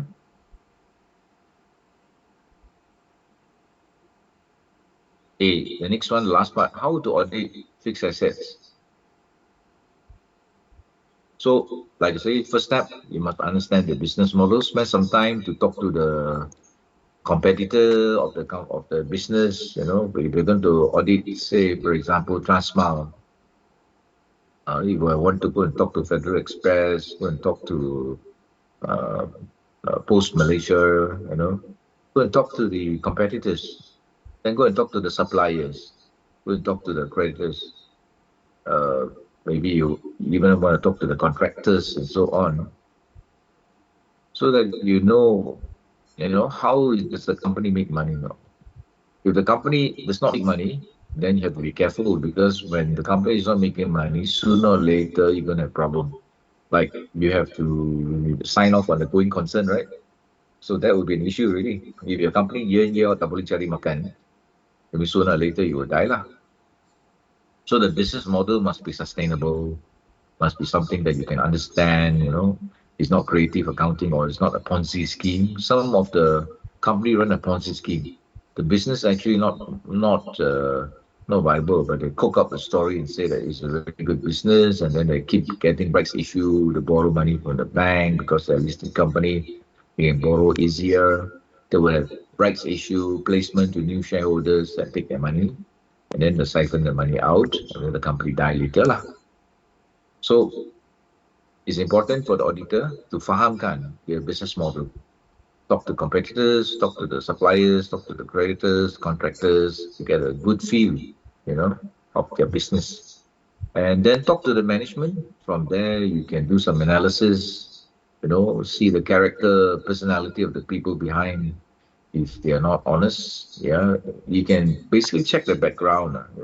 There'll be some background story. You can find that they're always involved in court cases, kena sued by somebody.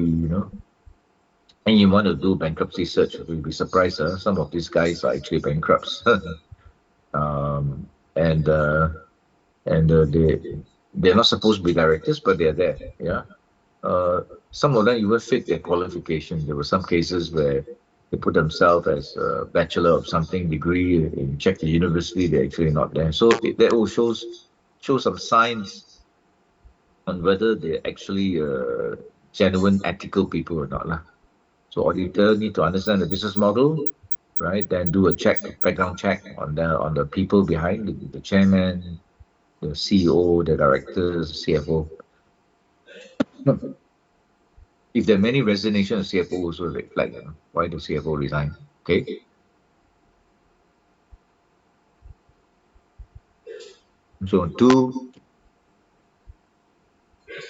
So you as auditor must have an independent mindset.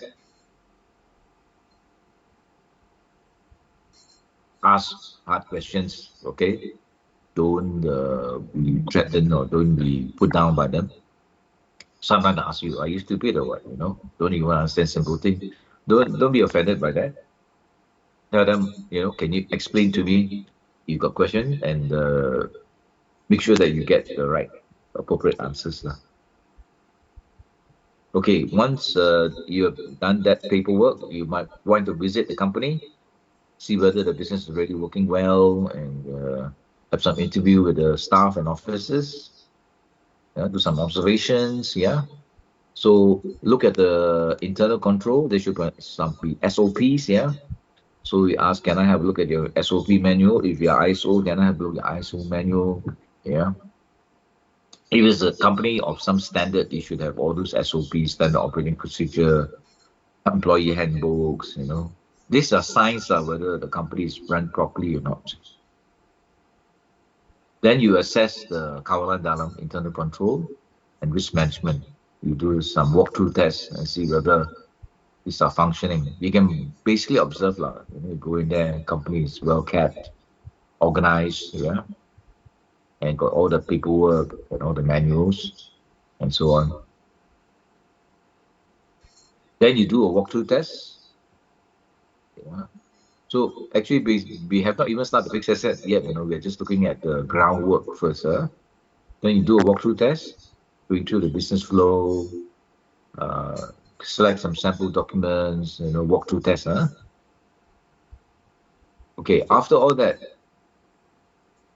you look at the balance sheet. If you look at the balance sheet, you find that there's a fixed asset, right? Under kunci kira-kira. But the balance sheet only show you one figure, which is the cost less the net book value. Kalau you want to break down detail, you have to ask for the asset tetap register. Asset tetap register, ask for the fixed asset register. What's a fixed asset register? It's a register that's kept, either soft copy or hard copy, that show a list of all the fixed assets of the company with a tag number and reference number. So if we look at your own office asset list, there should be a fixed asset register, and then each asset should be tagged. There's a piece of paper at the bottom of the asset with a number. So this fixed asset tagging will be mentioned in the fixed asset register to make sure that there is completeness of information. Every fixed asset is accounted for in the fixed asset register. Once you get hold of this fixed asset register, run through it, select maybe 20 items or more, big items, to do verification. For example, this fixed asset register would have the detailed information of the fixed asset, the cost, the depreciation to date, the locasi, where's the location, and then the net book value and other reference number. So if the asset is on the list, uh, if there's fixed asset not on the list, then it's also a red flag. Sometimes you walk around, you say, "Hey, this asset, let me run through. Is how can you do a reverse test? Okay, I'm looking at this computer. Can you show me where is it on the fixed asset register?" You walk to say a desktop computer. The staff should be able to tell you it's on this item in the fixed asset register. If the guy tell you, "Oh, I cannot find it in the fixed register," then something is not right lah. How come it's not recorded? I mean, there could be a logical answer. The staff can say that it's my own computer. I bring it to the office. But then you also ask the staff, how come you're using your own computer and not using the company's computer? Right? You're working for the company. You should be using the company's computer. Because if you use your own computer, you may run away with the data, is it? Yeah. Because we can't chase you for that data because it's on your computer. So by right, if you're working for a company, you should be using the company's computer lah, ideally. In fact, the company should buy you a computer also. If you're on a laptop, you need to move around. Yeah, this is for good internal control. Yeah, because data is very sensitive, and each of these computers should be what they call that virus proof, have all this firewall and so on. So if you use your own computer, maybe your security will be compromised. The company's security will be compromised because if you're accessing the company's data using your own computer, yeah, there could be a Trojan horse in somebody installed in your computer, and it can infect the whole system. Yeah. So these are some of the issues, lah. Fixed assets. It's a very important item because fixed asset is usually quite a big item in a company's assets, total assets. Okay, then from the fixed asset register, now you select maybe 20 items, usually the bigger items lah. For example, if there's a aeroplane like Transmile, maybe there's a ship. What if the company got a jet plane? The company got a jet plane. The company is a manufacturing company. It has a jet plane, you know, kapal, sawat. Is that a red flag? Anybody?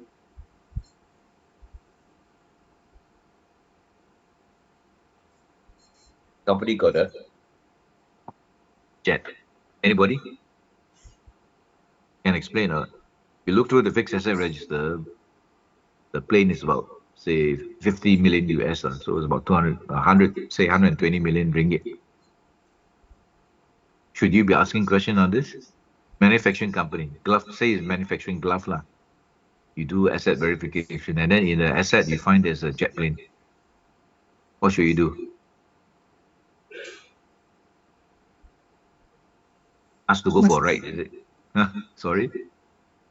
Must ask as auditor from where they got the money to purchase the plane. Purchase a plane lah. Because it's a bit out of the norm, right? Glove manufacturing company have a jet plane on the on the fixed asset register. So ask for a ride, Will you ask for a ride? Say, can I go for a free ride? You're entitled to go for a ride, isn't it? Because I'm a auditor auditing a fixed asset. I want to test your jet plane. Can or not?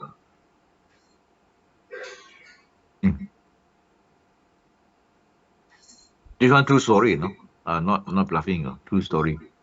This company called Top Glove. Not Top Glove. I think Supermax lah. Glove company, listed company. They actually have what they call it, a jet plane on the fixed asset register. So let me try and look for it.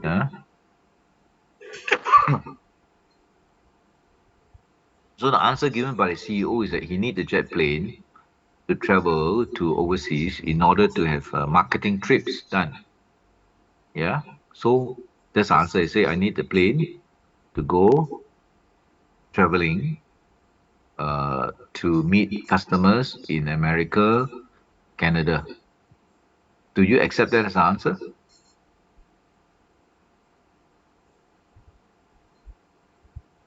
Do you accept that as an answer?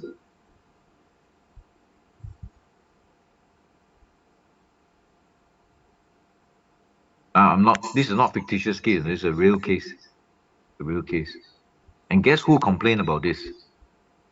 One of the executive director complained to the public. Complained to the public that the company has bought a jet plane, and this is a misuse of shareholders' funds. It's a true case. It's a true case. I'm looking for the presentation. Let me check. Just give me a second. Very interesting case. Fixed asset.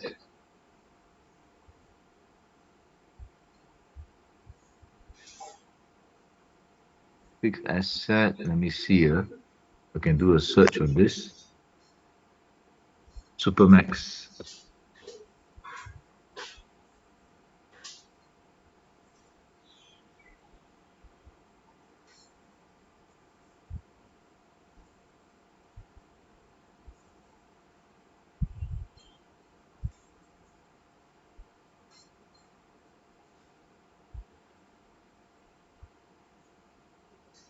Here you are. Now, this case is very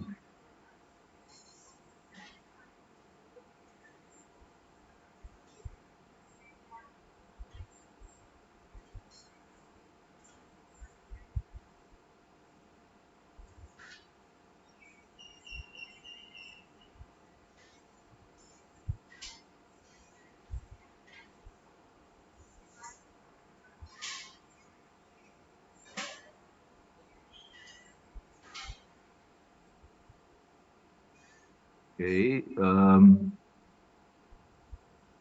Can you all see this or able to hear it?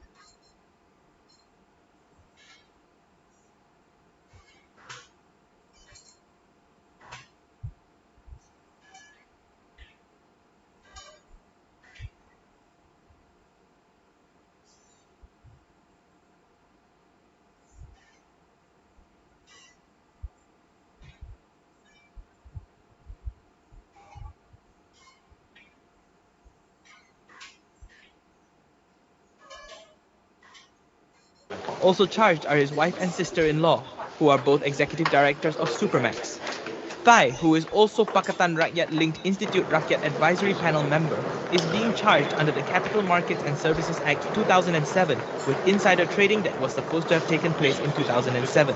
If convicted, he stands to face a maximum fine of 1 million ringgit and jail of up to 10 years.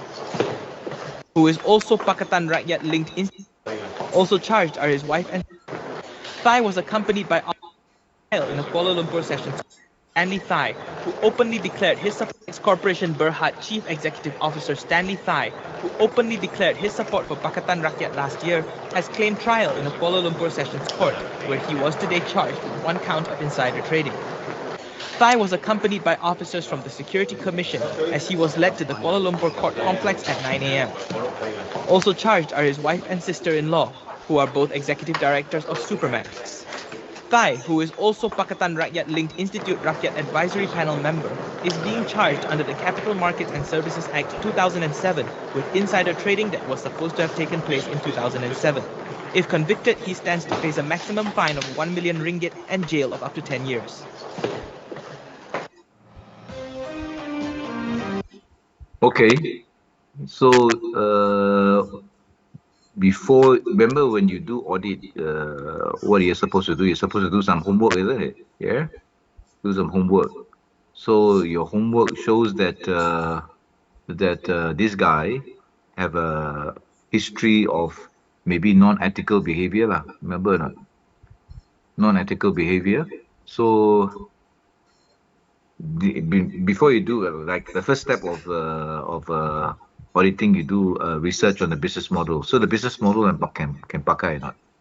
Selling gloves, manufacturing. They make a lot of money during the COVID time, pandemic time. So is a business model is can function lah. Then you do background search on the people. You find that he has got some legal problems earlier on, where he was actually charged in court. He was convicted and then to be jailed 5 to 6 years for this thing called insider trading. Insider trading means you buy saham on the basis of inside information, maklumat dalam, and he was allegedly insider trading on some company stocks where he received information. He was convicted first round, then he appealed. Then when he appealed, he was acquitted lah. So officially, he don't have what do you call it, conviction because the conviction was overturned. Okay, overturned. So can you trust the fixed asset register? Anybody? You are doing audit for his company lah. Can you trust the fixed asset register? You found that he bought a jet plane. Would you open your eyes more to look at this? Anybody?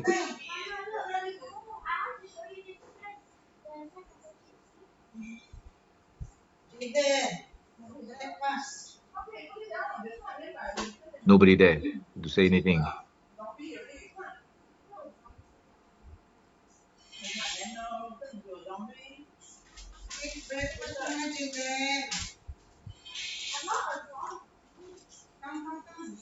Well, I think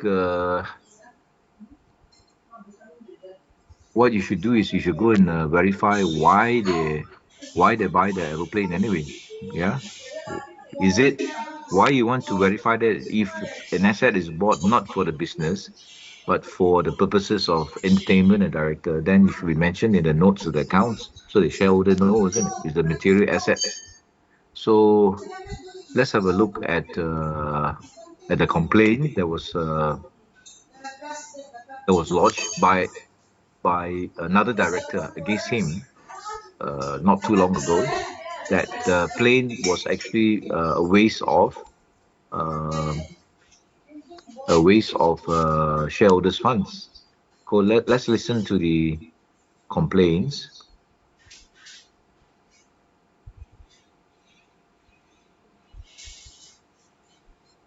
And guess what? The executive director who complained is actually his daughter. Yeah. So imagine your daughter is complaining against you, and to the public. That's not so good, isn't it? Uh, it's not like an outsider is complaining, it's actually your own daughter complaining about you. Okay.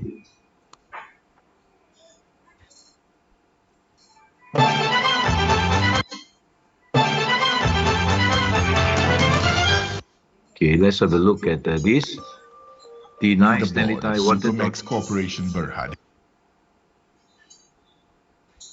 Unison. Sound doctor? Yo, sound doctor. That shit fire, bro. Let's go melodies, psychedelic.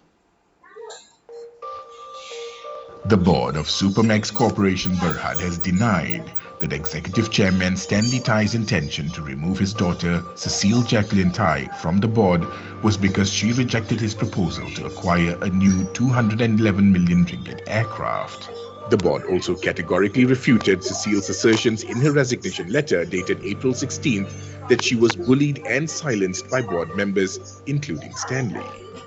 Supermax director Ting Hing Peng confirmed that Stanley had indeed stated his intention for Cecile, who was then executive director, to step down from the board with effect from December 8, 2021.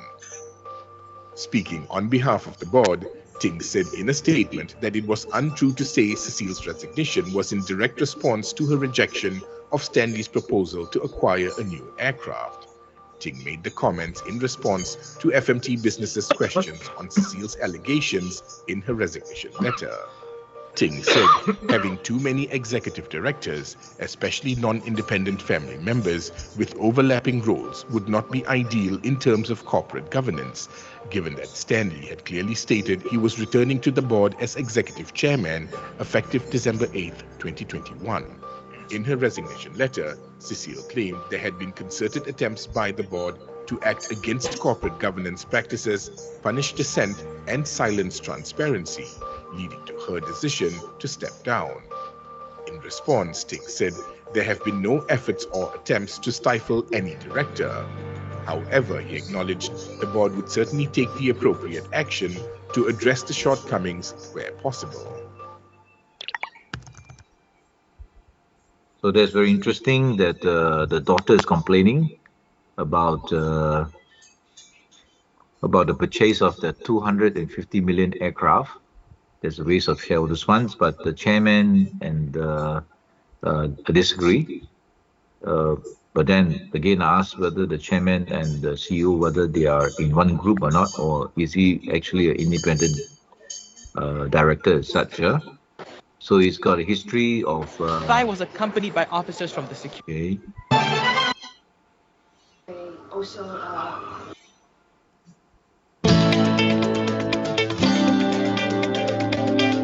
The Kuala Lumpur High Court has acquitted ex-Supermax Corp MD Datuk Sri Stanley Tai Kim Sim of insider trading in relation to APL Industries. Judicial Commissioner Datuk Azhar Abdul Hamid also quashed the guilty verdict of former remisier Tiong Kiong Chun.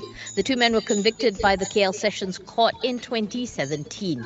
Tai, who is also APLI CEO, was sentenced to a 5-year jail term and 5 million ringgit fine for communicating non-public information to Tiong, then a licensed intraday trader with a stockbroking company. Meanwhile, Tiong was sentenced to 5 years jail and a fine of 10 million for disposing of 6.21 million APLI shares while in possession of the said non-public information. In his decision today, the judge said he found that the convictions were not safe. This was after he heard submissions from both sides. The prosecution had pinpointed as the source of insider trading a purported telephone conversation between the two men, after which Tiong sold the the APLI shares owned by his mother in law and mother. However, the defense lawyers argued that there was no evidence of the phone being tapped, nor was there any other information to convict the duo, and that all the prosecution had was circumstantial evidence.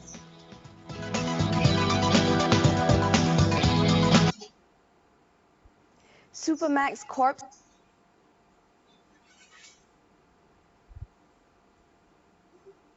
Joining us.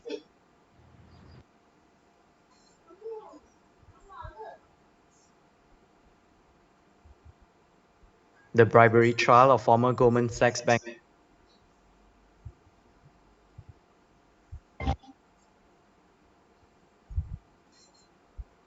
When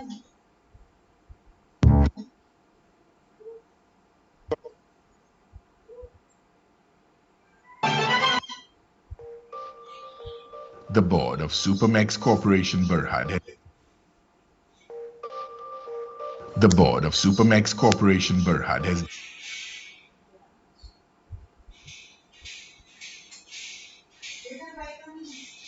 We pulled it.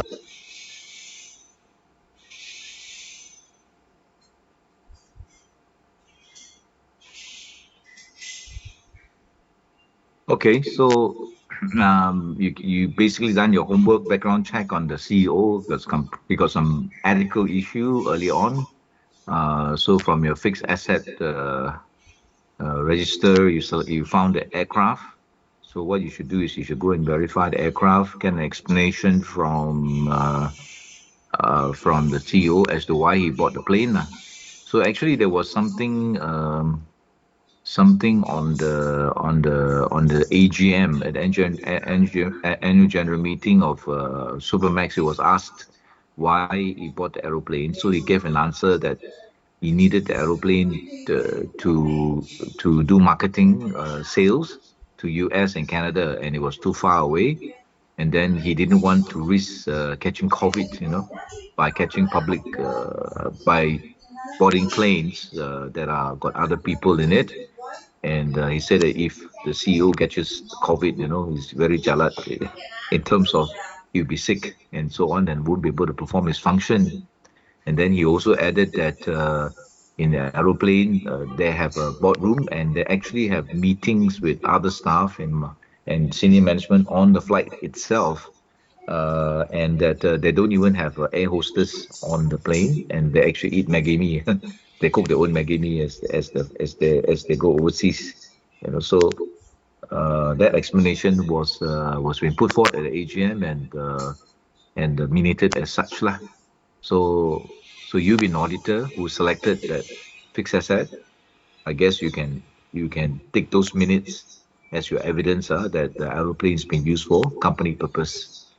Then the next thing, of course, you will want to visit the fixed asset um, that you've selected, including the aeroplane, and then also to get ownership titles, the title deeds and so on, to verify that the asset actually belong to Supermax, the company. Yeah. Okay.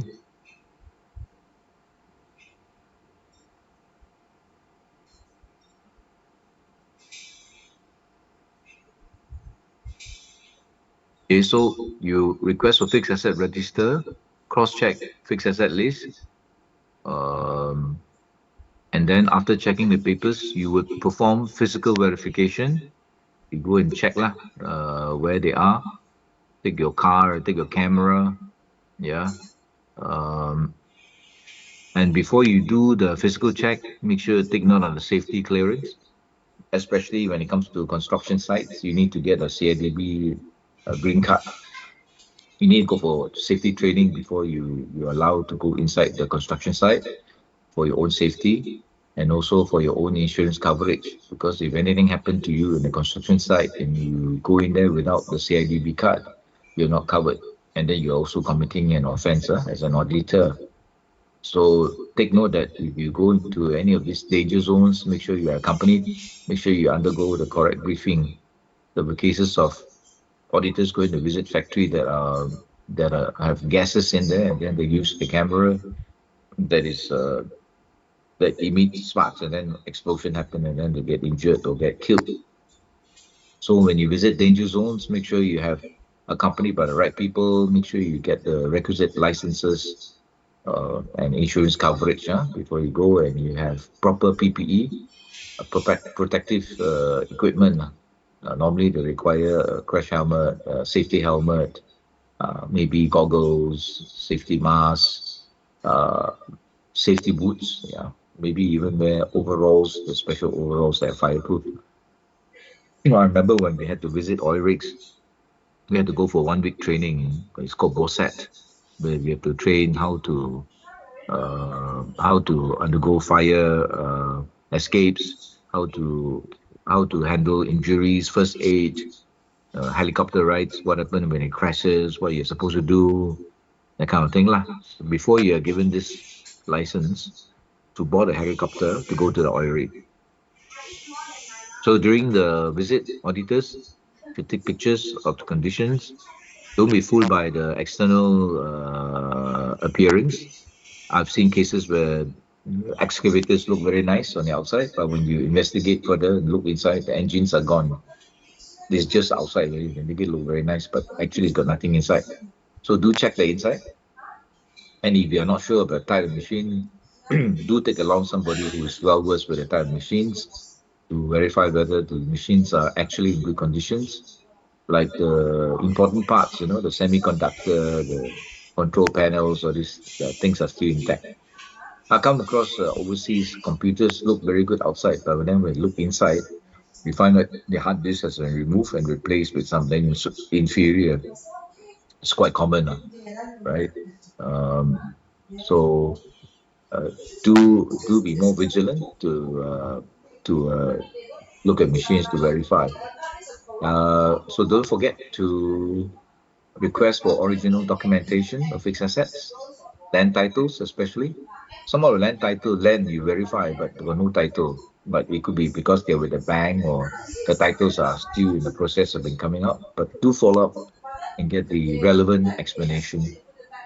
Now, if you go to a land belonging to the company and it's got people living there, you ask whether they're squatters or not. Because if they're squatter, it may affect the value of the land, and you need to report on that lah. Now, auditors may also check on insurance coverage. Insurance coverage been done on fixed assets? It's part of internal control, right? You got fixed assets. Sometimes they forget to renew insurance, and then the thing get burned down. You get nothing. So this is quite common that there's nobody to monitor renewal of insurance. So, impairment. So after all this thing is done, this issue called impairment. So you look at the stock count, and then you find out that some of the old stocks, like fashion goods, for example, really outdated. So you cannot value it based on cost anymore. It's the lower of cost or net realizable value. If the things are damaged, you cannot sell it at full price. It may be based on fire sale lah. So there need to be a markdown. So on the books, it's worth 500,000, but on the net realizable value basis for sale, it may worth 100,000. Jualan murah lah. So you have the right now 100,000 minus 500,000 minus 100,000, you have to impair lah, right down 400,000.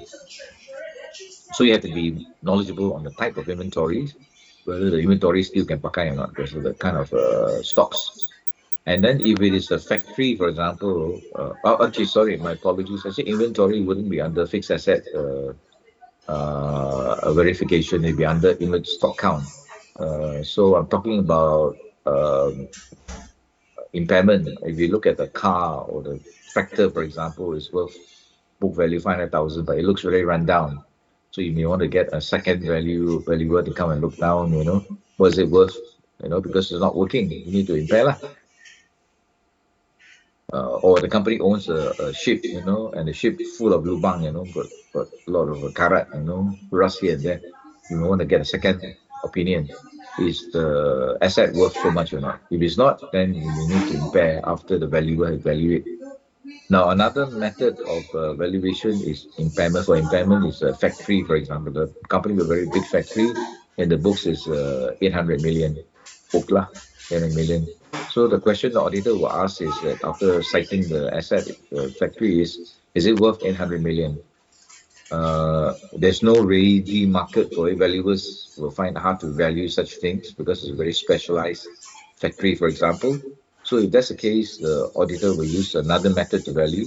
They'll ask the CFO to forecast the cash flow for, say, 10 years, which is the useful life, say, of the factory is 10 years or 20 years, say 20 years. Then do a forecast of the cash inflow, what kind of sales you can collect, sell and collect, and then the cost, cash cost incurred, you exclude depreciation, but depreciation is not a cash item. So from the cash inflow and cash outflow, you would use a discount rate. So the discount rate could be the cost of borrowing versus the cost of capital of the company, maybe 5%. So you apply a 5% rate on it, and you punch your calculator on present value. So the present value come out, say, is 400 million. Whereas the book say 800 million. So if the CFO is signed off for this cash forecast, the present value come out to be 400 million. Then the auditor will have to impair 800 million, which is the book, minus the 400 million based on present value. The 400 million difference will be impaired. So a journal entry will be passed. It will debit P&L account by 400 million. It will credit the asset factory by 400 million, effectively reducing the book value from 800 to 400 million. And then the profit and loss account will take a hit of 400 million. So that would be bad news. Now, what happens if it's the other way around? 800 million, they do a present value calculation, is worth 1 billion. If it's worth 1 billion, that means they will maintain the 800 million. All right. They wouldn't bother to increase it to 1 billion. The auditors are usually very conservative. Although management can insist, but normally they will just leave it at that. They will just maintain the 800 million as in the book value. Okay. Any questions so far? Any questions?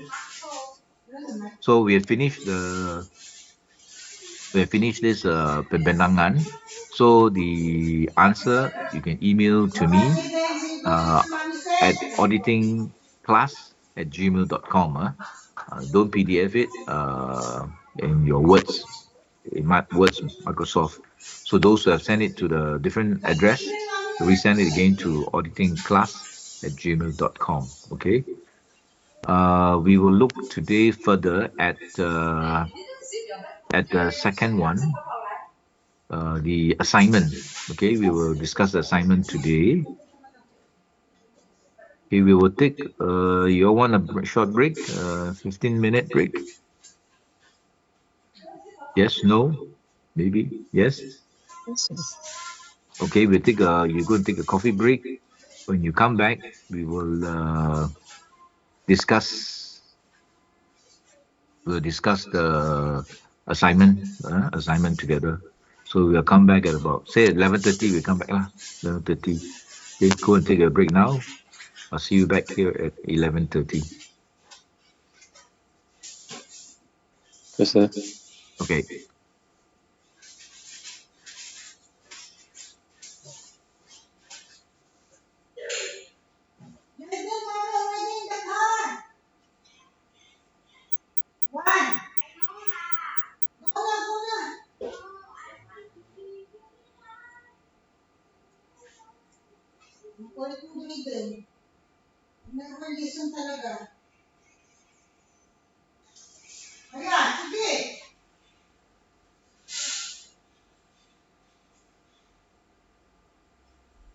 Go back, music back.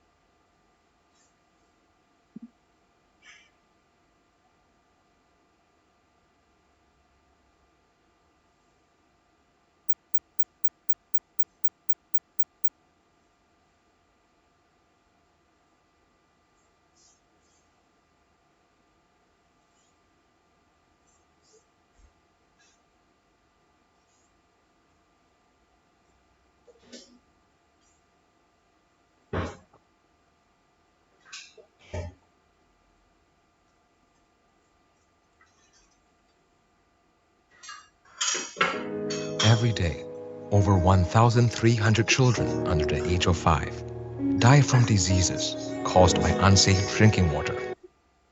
As well, because she was siding with him.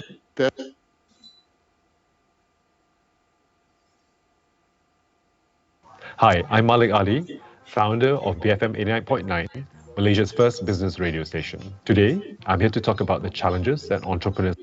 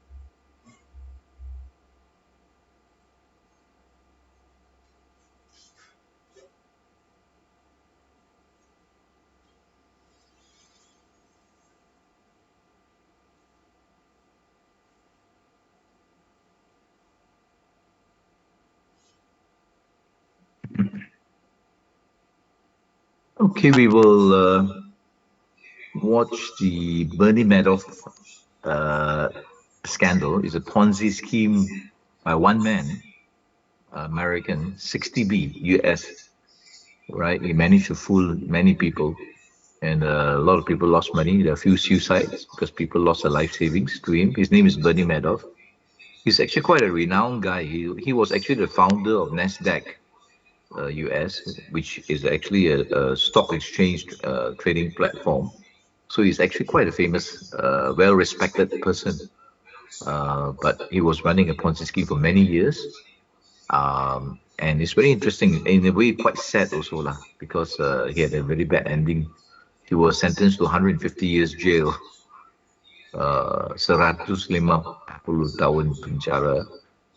He died in jail, I think, 2 years ago. And then his two sons also passed away. One committed suicide, and another died from cancer. So they had quite a bad ending. But anyhow, it's part of the assignments that you're doing to write. First, you're going to write a background of what's this Bernie Madoff case all about. Huh?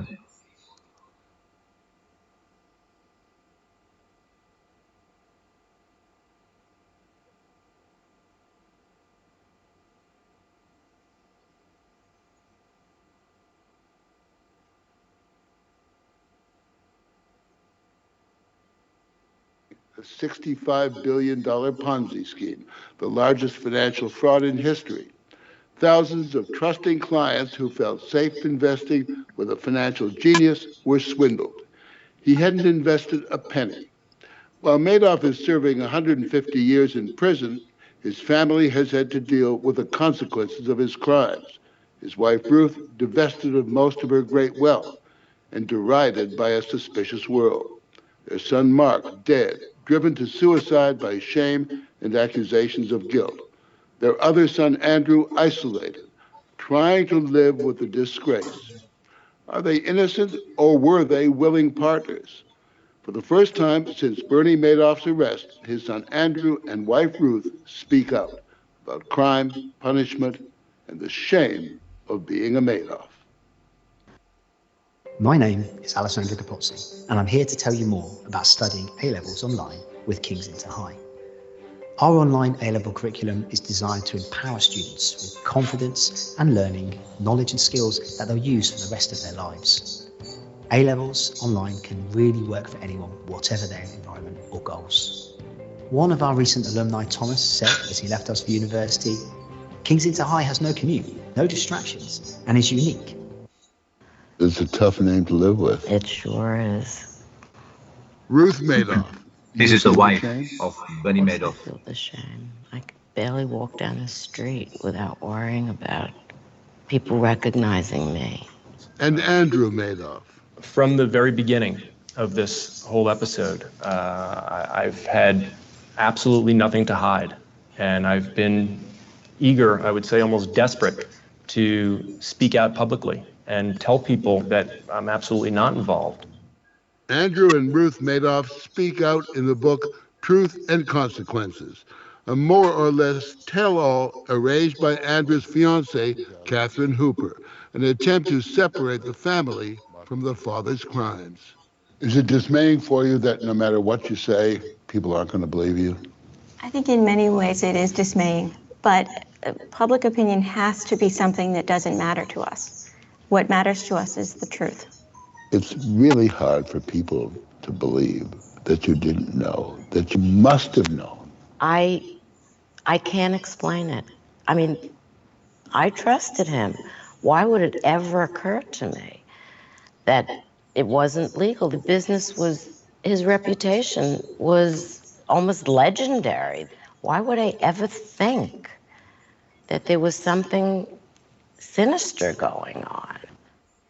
It was 1954 when Ruth Alpern met Bernie Madoff in Queens, New York. I just saw him and I was sort of swept away, I think. She married him at age 18. They had two sons, Mark, then Andrew. Bernie was building up his money management business, a typical middle-class family living on Long Island. We were both solid parents and valued our family and so proud of our boys. It was a dream, really. My father was certainly present as a dad. Did he emphasize moral values at all? I wouldn't say that we sort of explicitly discussed values, but we certainly lived what I felt was a moral life where there was a clear sense of right and wrong. Exactly when Bernie Madoff went wrong is unclear, but as his reputation for delivering steady profits grew, the Madoffs began living the good life. A penthouse in Manhattan, homes in Palm Beach and the south of France, and yachts in both places.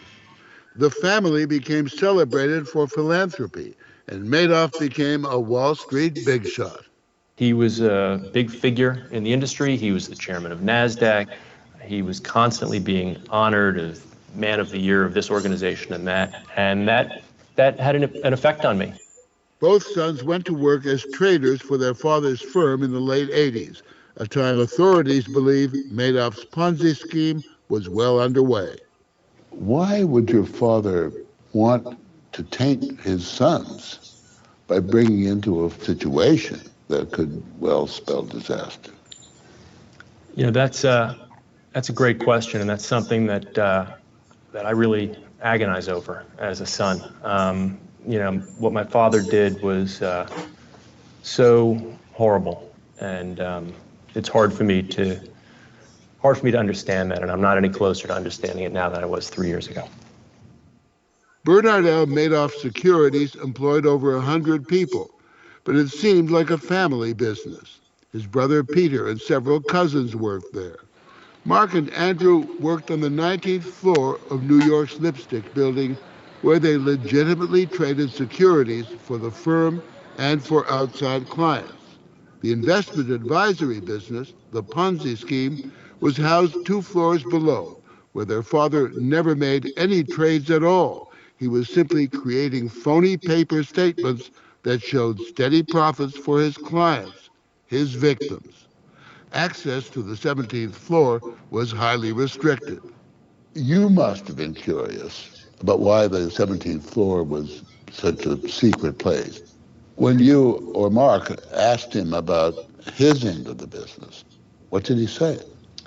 It was always a very similar response, is you guys have your business to worry about and let me worry about my business. And the conversation would end there.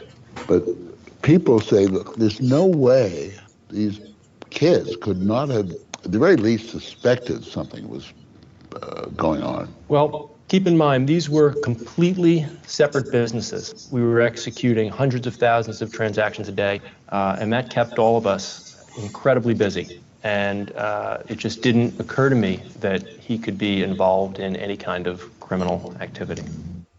This AI tool will take your idea and create a complete book, complete with design, images, layout, everything, including the content, literally in a few minutes. Watch this. So I'm using Designer, which will import content from your blog, from a Google Doc or a Word doc, or even a YouTube, depending on the plan you choose. For now, I'm going to use Word Genie, the AI feature. So all I need to do is give it an idea and then click on Next. And then just tell Word Genie what audience am I targeting my book towards. Then it'll just show me a selection of titles, which I'll just choose one that catches my eye. Then it'll suggest the outline for my book, which I'm free to edit as I see fit. And now the magic happens. It will generate the full content of the ebook, ready for me to edit, tweak, and tune. And obviously, I want to make it my own so it comes across and reads really, really well. And so from here now, it's saved as a draft, or I can simply choose a template. There are hundreds of templates to choose from, and all of these are totally customizable. You can change anything, the images, the style, any of the text, whatever you want. So this one looks perfect for my niche, passion, grit, and success. All these images can be changed once I'm in the editor, and I can see I could do worksheets, I can do all sorts within this template. So now you can see all my content from my draft being pulled into this template, and all the content's been laid out into single column, double column, images have been put in the right place. But of course, I can now customize and change anything. So if I don't like a chapter heading page, and perhaps that image doesn't work for me, I can search my inbuilt image search tool and just select another image, and it will just load it just like that. Any adjustments to the layout, to the style, I can just do with a couple of clicks. On the right, you can see all my navigation there, all laid out. And again, just changing images, just a few clicks, including the layout. You know, if I don't want a double column layout and I want a single column, then I can just change it. And of course, I can do that manually as well, but it's a lot faster to use the inbuilt presets that are all set up, because, you know, within a few minutes, I've got my whole ebook all done and ready for publishing. So all that's left now for me to click publish, and it... Andrew says his father would often walk his clients through the 19th floor to show actual trades being made. You feel that the legitimacy of the trading business offered protection to what your father was doing? Absolutely, absolutely. That he was using you and your brother? Absolutely. It was one of the hardest things to come to grips with in trying to get my head around this, was that feeling that I had been used almost as a human shield by him. It's unforgivable. No father should do that to their sons. The basic concept of Wall Street. He says he thought his father was a financial genius. There were suspicions about Madoff's remarkably consistent returns, but the SEC repeatedly cleared him of any wrongdoing. What troubled Andrew was his father's refusal to discuss any plans for a succession. His plan was that he had no plan, and he would say that when he dies, his end of the business dies, and again, it was always the same response. That's the way it is, and it's not going to change. He ruled with an iron fist. but kept everyone happy with money, steady returns for investors, and for family, an endless stream of cash. Andrew and Mark were paid multi-million-dollar salaries, and the boys went to their father for even more, for houses, business ventures, and divorce settlements. Catherine Hooper says the Madoff benign dictatorship took some getting used to. It was an adjustment, getting to understand that the boundaries in Andrew's family were probably going to be different than what I was used to. Did you feel that Papa Madoff was the boss? There's no question that he was. He could be a bully, without question. Did you ever suspect along the way either strange behavior or somebody who was bottling up a secret or any of that? I never did. I never did. It didn't seem that way. There was nothing that would make me suspect anything. Sometimes I look back and I think, as the years went on, he started to get more and more short-tempered, and maybe he just was having trouble, obviously. He had to be. In the fall of 2008, the world economy began to implode, and markets were in free fall. Big investors wanted out. Redemption after redemption strained Madoff's scheme to its limits. On December 10, 2008, with only a few $100 million left of the billions invested with him, Madoff realized the game was over. He told his wife to transfer $10 million from her brokerage account at the firm into a personal checking account. Did you not wonder what on earth is happening here? $10 million is a lot of money. It wasn't atypical for him to put money in an account and take it out. I didn't think anything of it, actually. That same morning, Bernard Madoff called a family meeting in his office. And he started to try and speak to us, and he couldn't. He sort of fell apart, started to cry a little bit, and it was shocking to see that. I mean, this was not a man who was emotional in that way at all. He said that maybe it would be easier if we talked elsewhere, and he suggested maybe we should go up to his apartment. He called from the office and said, "I'm coming home with the boys. I have something to talk about." He came in, we went into a room, 4 of us, and he said, "I have a confession to make. I've been running a Ponzi scheme." He said $50 billion. He said, "Everything I've been doing is all a big lie." He said, the business is a Ponzi scheme, and the firm is completely insolvent, and I'm broke. And then he just started sobbing, and I was shocked. I felt like my head exploded. I mean, I don't think if he had told me he was an alien, I could have been more surprised. He said that the firm had liabilities of $50 billion. It never occurred to me that his business had anything like that anything like that under management. It was shocking. Your mother, what was her reaction? She looked shocked. She asked, "What's a Ponzi scheme?" It was her first question. She didn't even understand that. I think it was me who answered and said that it means that it's all fake, that Dad's, he's not been doing what he says he's been doing. And he followed that up and said, "Yes, I've been lying to all of you. All of these years, I've been lying to everybody. I've been lying to myself," he said. And your brother? My brother was trembling with rage. He was absolutely furious. Mark was the first one to stand up and said, "I'm out of here." And he stormed out of the room. And I immediately followed him and walked out. There's a lot of people out there who are saying, or will be saying as they watch this is all a charade. This was something that the Madoffs set up to get himself off the hook. I wish it were. I wish it were. I wish none of this was real. I knew absolutely nothing about this before my father shared the information with me, and it was the most shocking and terrible moment of my life. I was as stunned as they. I was kind of paralyzed. Bernie got up and said, I'm going back to the office. Was he emotional in any way? I don't remember that either. He must have been. Apologetic in any way? Probably, yes. It's sort of a blank now. I'm not hedging here. I just simply don't remember every detail. I was in such a state. Later that day, that evening, you both turned up at the office Christmas party. I know he phoned me from the office and said we have to go to the office Christmas party. So I got myself together and went over there. We stayed a half an hour and we just went home. And the next morning, the FBI was there to arrest him at about 7 a.m. Andrew and Mark Madoff had turned their father in. Shortly after the arrest, Ruth Madoff called Andrew, pleading with him to co-sign his father's $10 million bail bond. And I said, forget it. There's no way. I mean, how could you even ask that question?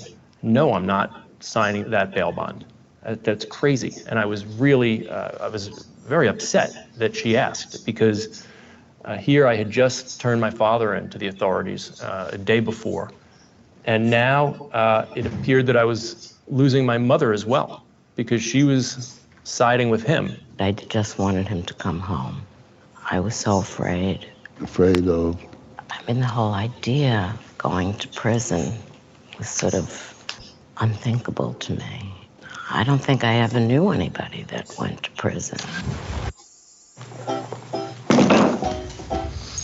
What's up? Hi, Jira.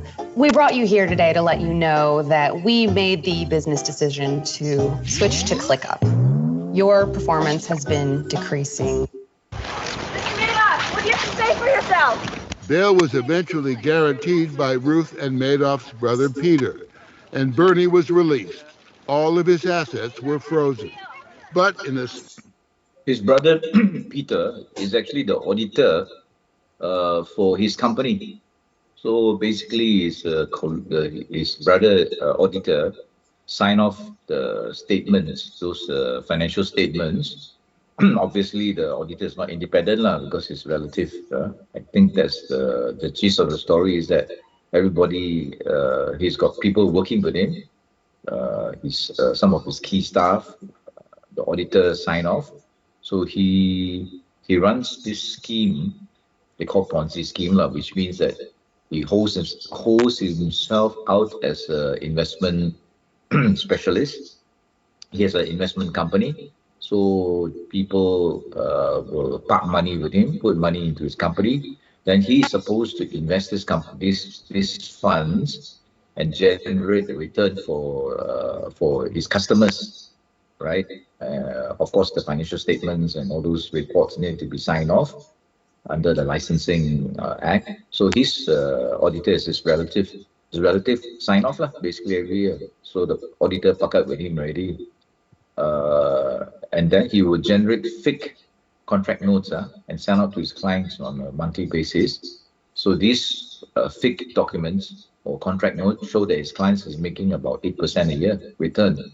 His clients basically think it was very good and they're quite happy with his performance, because the contract note being sent to them tells them that they're making 10%.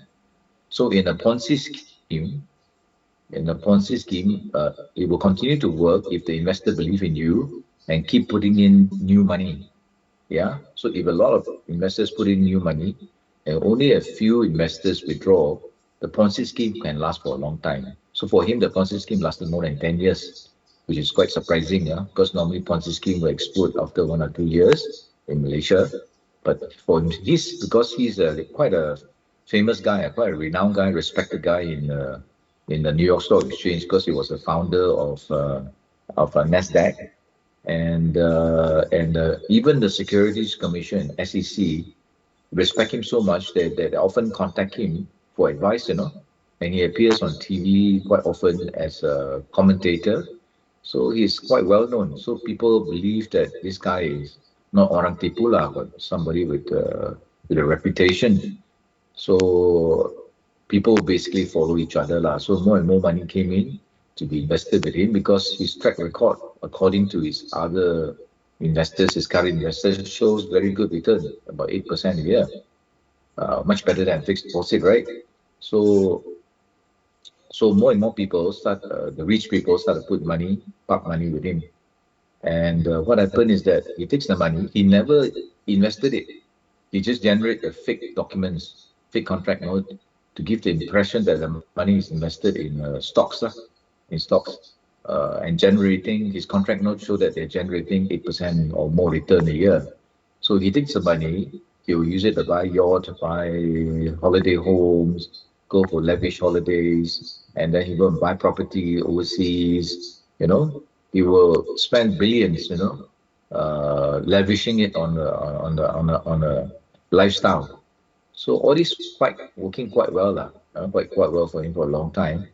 Uh, the story that his son actually blew the whistle on him.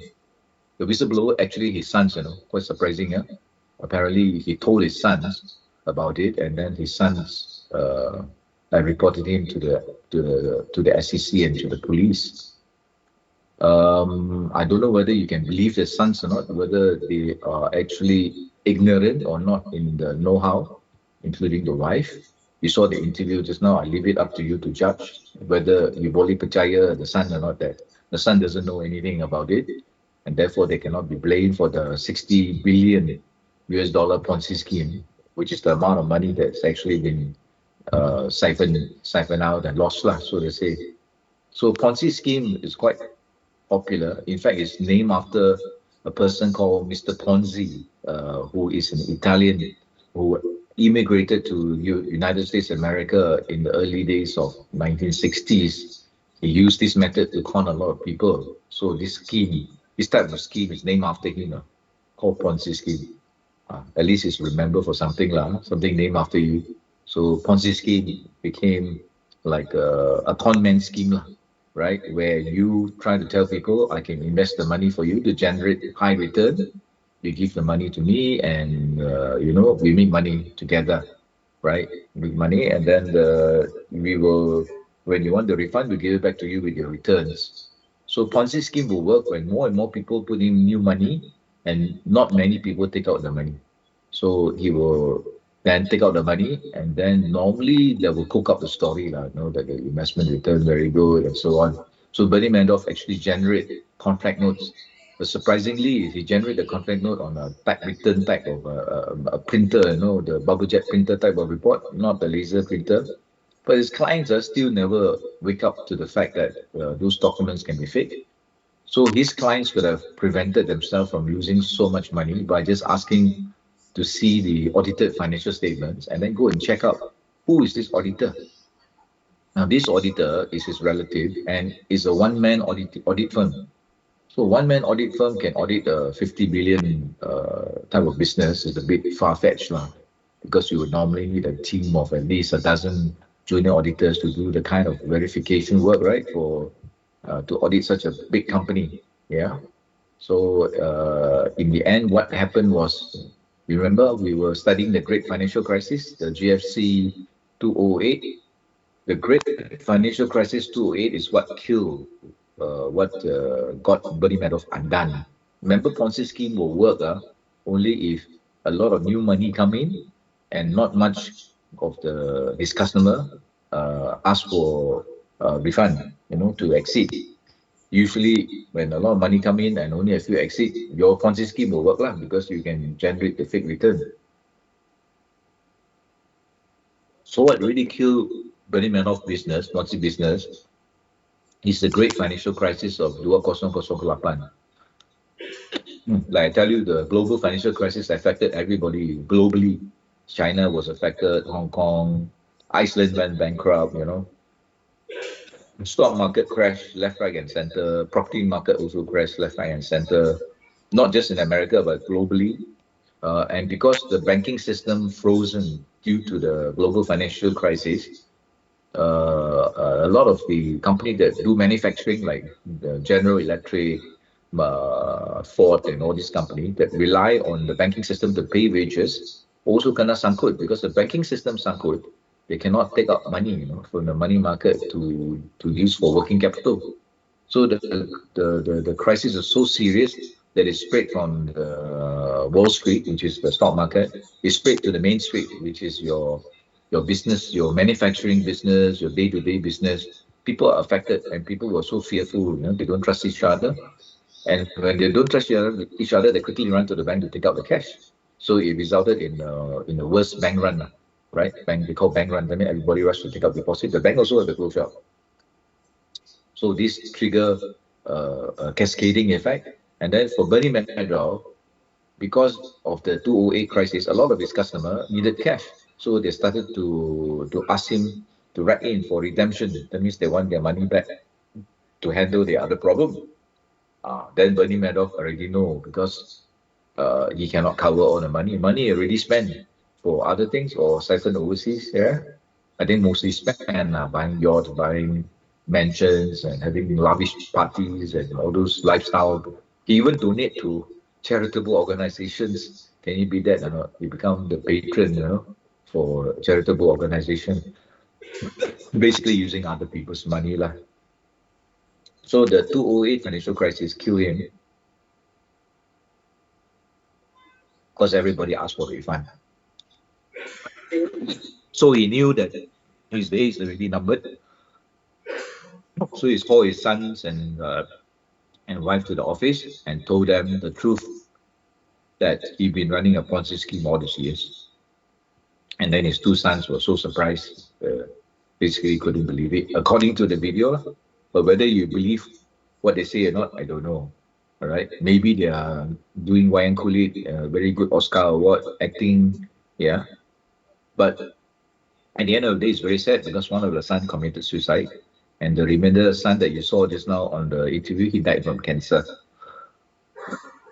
As for Ruth Madoff, the wife of Bernie Madoff, she basically lost two sons. He lost her husband, who was locked up for 150 years, and he also died a couple of years ago in jail. And they took back everything from her, the car, the house. So I think basically she's also homeless, right? Because the government would have frozen all her assets also, unless Bernie Madoff has actually siphoned some money outside for her in another country, quietly put there, and then she also wine cool it and pretend. It's possible, I don't know, but looking at the interview, it seems like they are sincere in what they tell to the media. But this is a very sad case because many people committed suicide. People who trusted him, Bernie Madoff, put their life saving with him and lost everything. There was this a Swiss guy who is actually got royal family connection. He asked his uncle, auntie, his relative to also invest with Bernie Madoff because he said he trusted him. And when he heard about this news about the Ponzi scheme, he committed suicide. This guy, the Swiss guy, he actually is a very nice person. That night in his office, he cut his wrist, and he was so kind that he put his wrist into a plastic bag so that he wouldn't dirty the floor for the cleaner the next morning. So such a nice guy, all right. It was quite terrible. He lost a few hundred million, not just his own money, but his relative money also. Maybe that's why he committed suicide, because he couldn't bear probably facing his relative, that the relative also lost their life savings. And many people jumped from buildings also because they lost everything. Yeah, I think in Singapore, a few millionaires also lost money. This millionaire actually go and sue Credit Suisse or Citibank for recommending his products to him, to this millionaire. And this millionaire was successful because Citibank did not do proper checking on this investment product. And basically they push it to him because they earn commission, very high commission. So Bernie Madoff paid very high commission to the investment bank, and the investment bank will in turn market it to their high net worth customers. And of course, they didn't disclose that they earn a big fat commission from Bernie Madoff, something like 20%. So if you can get a client that put in the 10 million with Bernie Madoff products or his investment, the investment bank or the person who recommend that will get 2 million from Bernie Madoff.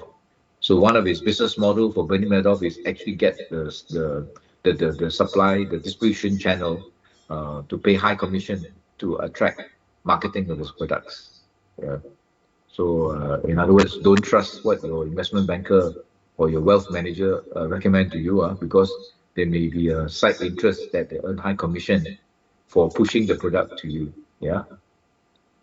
So this guy, they call him evil because he caused a lot of losses to pension funds and people who lost their life savings. Stunning breach of the court order barring the transfer of property, a large and extremely valuable envelope arrived at Andrew Madoff's apartment. I tore open the envelope and dumped it out, and it was absolutely heartbreaking. These were pieces of jewelry that I recognized, things that I'd seen my mother wearing over the years, and I couldn't understand how she could do this. I mean, what were they thinking? And it wasn't until 3 years later that I had a chance to ask her, what were you thinking when you sent me that jewelry? I don't understand. And she told me that she and my father planned to kill themselves. And they put together that package beforehand and sent it out.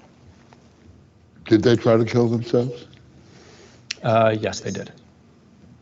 I don't know whose idea it was, but we decided to kill ourselves because it was so horrendous what was happening. We had terrible phone calls, hate mail, just beyond anything. And I said, I just can't go on anymore. That's when I packed up some things to send to my sons and my grandchildren. I had some lovely antique things and things that I thought they might want. I mailed them. It was Christmas Eve. That added to the whole depression. We took pills and woke up the next day. What did you take? I think Ambien. How many? I don't even remember. I took what we had. He took more. Did you leave notes? No. It was very impulsive, and I'm glad we woke up. But you must have talked. This is a rather large decision to make. It wasn't hard at the time. It was impulsive, and I just wanted out. The story will continue after this.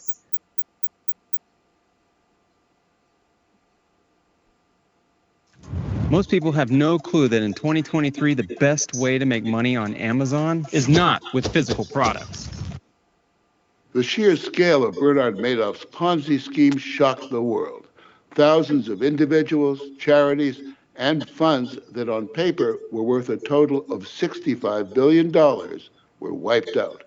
What's more, some of his closest friends and family who had 65 billion US dollar is equivalent to 250 billion ringgit, not billion, big B, billion, right? So this is almost like it's mind-boggling lah, mind-boggling. It's not million, it's billion. who had trusted him with their life savings faced ruin. 30 seconds, Dave. With Madoff under house arrest, the world staked out his penthouse on 64th Street, obsessed by what might be happening behind the drawn shades. There were lawyers coming for meetings at the apartment. We watched a lot of television, and I cooked. Was there remorse? Was there Yes, there was guilt? remorse. Or was it sort of self-pity? I think in a way he was relieved at the beginning that he was finished. But you must have asked yourself 1,000 times, why? You could have been a perfectly comfortable, even wealthy family. Without question. Without this. I don't understand it. It's hard for me to say this, but I don't think the money was the part of it. I think he got stuck. That's what he said. And he didn't have the courage to face face things when they might have been able to be faced on a much smaller scale. Madoff repeatedly told authorities that he had acted alone. Did your wife have anything to do with this, sir? That his family knew nothing. But who would believe Bernie Madoff? I remember at some point we were having breakfast and I said to Andrew, you know, people will think that you were involved. And I think it had dawned on him, but it really hadn't sunk in. And as I said those words, he looked at me and said, do you really think, but that won't last. I mean, it'll become clear very quickly that we weren't involved. Did you have any suspicion at all that your mother might have been involved, complicit in some way? No, absolutely not. I never for a moment felt that my mother was involved in my father's crimes or was aware of it at all. The rest of the world was skeptical. While countless stories predicted the imminent arrest of Mark, Andrew, and their uncle Peter, Do you have anything to say to the investors? Ruth Madoff seemed to get the worst of it. It was said she had an office at the firm, that she had been the bookkeeper. I was the bookkeeper. I was the receptionist. I worked for Bernie in 1961 when I graduated from college. And I left in 1963 when Mark was born, and then Andy, and I was a stay-at-home mom all those years.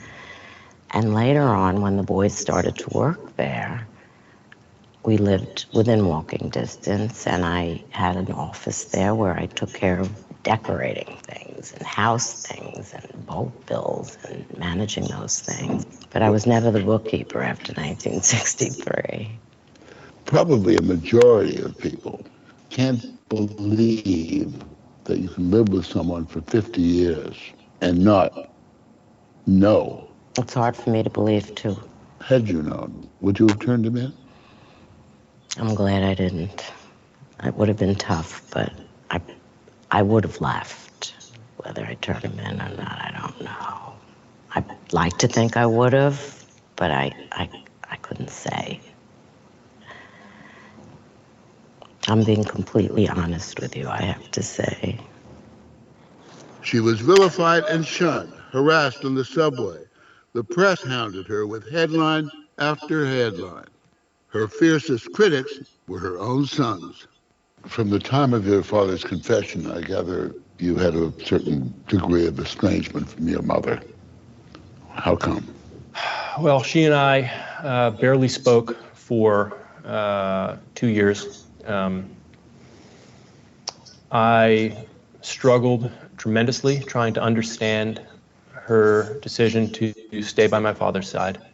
I felt so angry with him, so I didn't understand her choice, and I struggled with it, as did Mark. I never thought of leaving. I don't know why I didn't.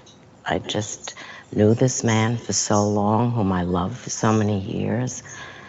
I didn't know what else to do but stay there. 3 months after his confession, Madoff pled guilty. He was later sentenced to 150 years. Ruth Madoff agreed to forfeit $80 million and all her worldly goods. All the homes, boats, cars, furniture, even Madoff's slippers were auctioned or sold. You were allowed to keep $2.5 million. To a lot of people, that's a lot of money. It is. It's certainly enough for me. I've used a lot for legal fees. There is a public perception, and I'm sure you've heard it, that there's got to be a stash somewhere. You know, I've heard it. I've heard it. That Bernie Madoff hid it somewhere, and that you know about it, or Andrew knows about it, or you both know about it. My understanding of a Ponzi scheme is that when it's over, there's nothing left, and I certainly don't know of a stash anywhere. What if I told you that you can climb up stairs and squat without fearing sudden pain or within 15 minutes a day without shock?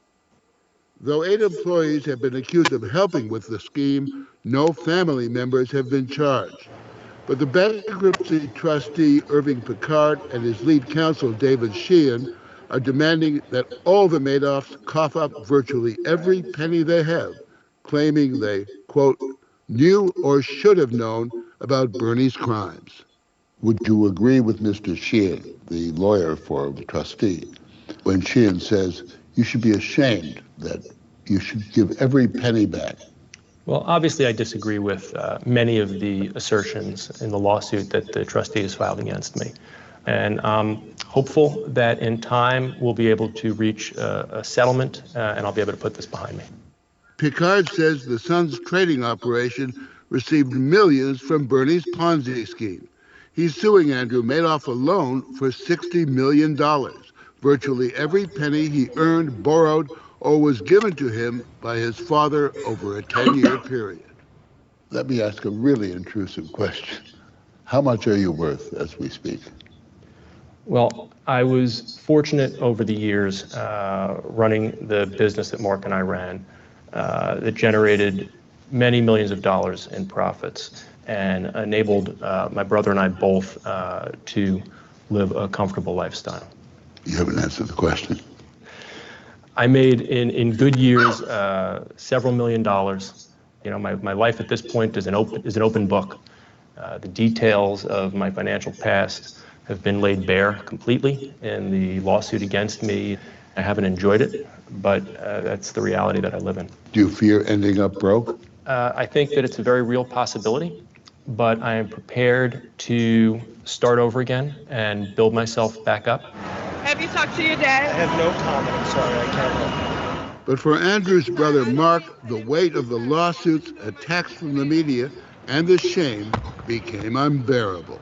He was absolutely obsessed with the news coverage. He would wake up every morning, immediately comb through the regular newspapers, and that would be followed up by reading blog posts and comments. And I would say, look, you got to shut off your computer. You got to stop subjecting yourself to this because this is not helpful for you, and it's not helpful for me. And if you keep doing this, it's just going to lead to misery.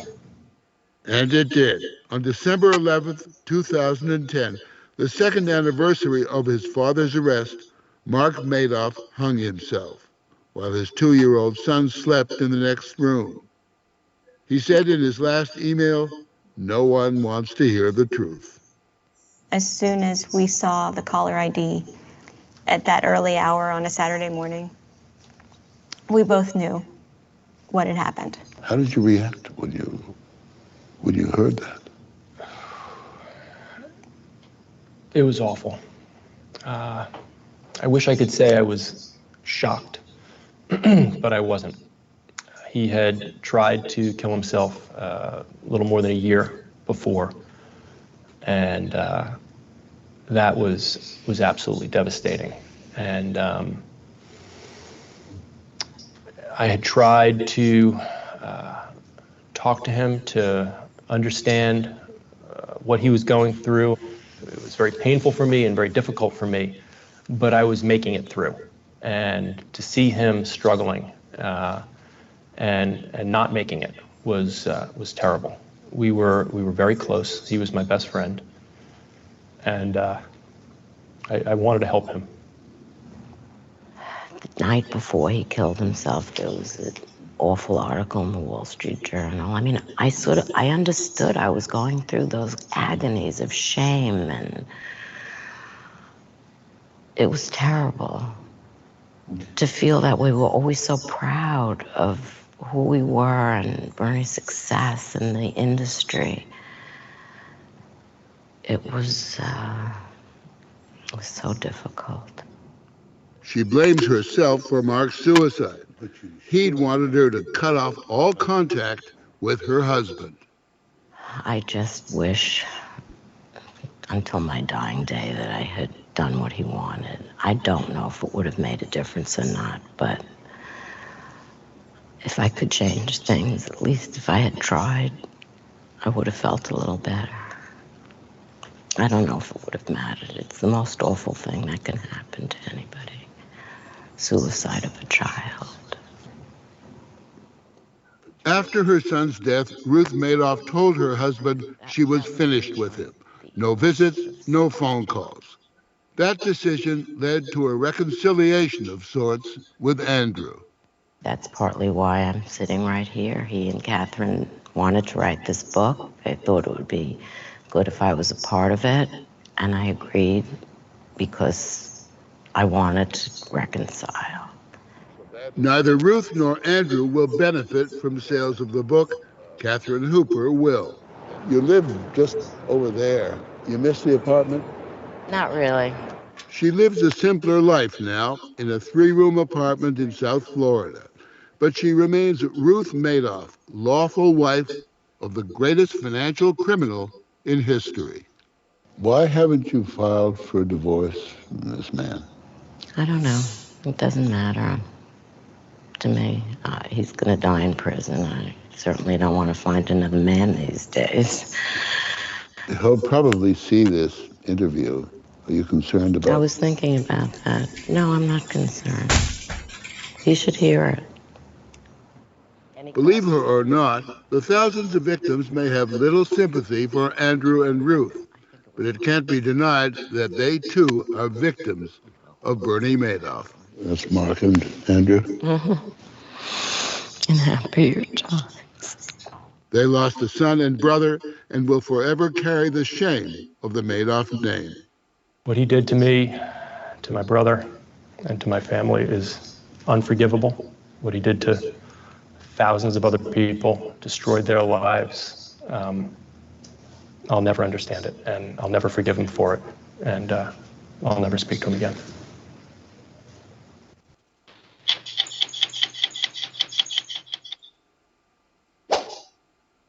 The really cool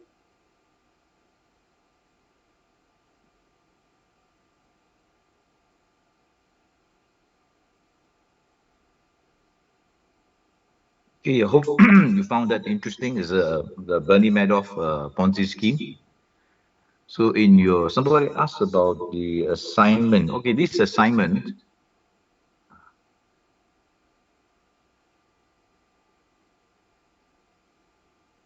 was Siva. Okay, Siva, you just sign in. Are you able to hear Siva?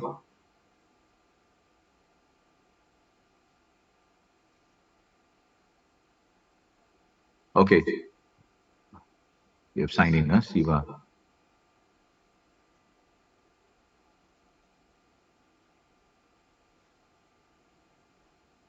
Okay, so this is part of the assignment. The assignment is 20 marks. It's not the presentation. Presentation we discuss next week. Presentation is pembentangan. There's 10 marks. We will discuss that either later on or next week. So for this week, we are looking only at the assignment. The assignment was posted on the WhatsApp group. For those who did not have it, see if I have it here.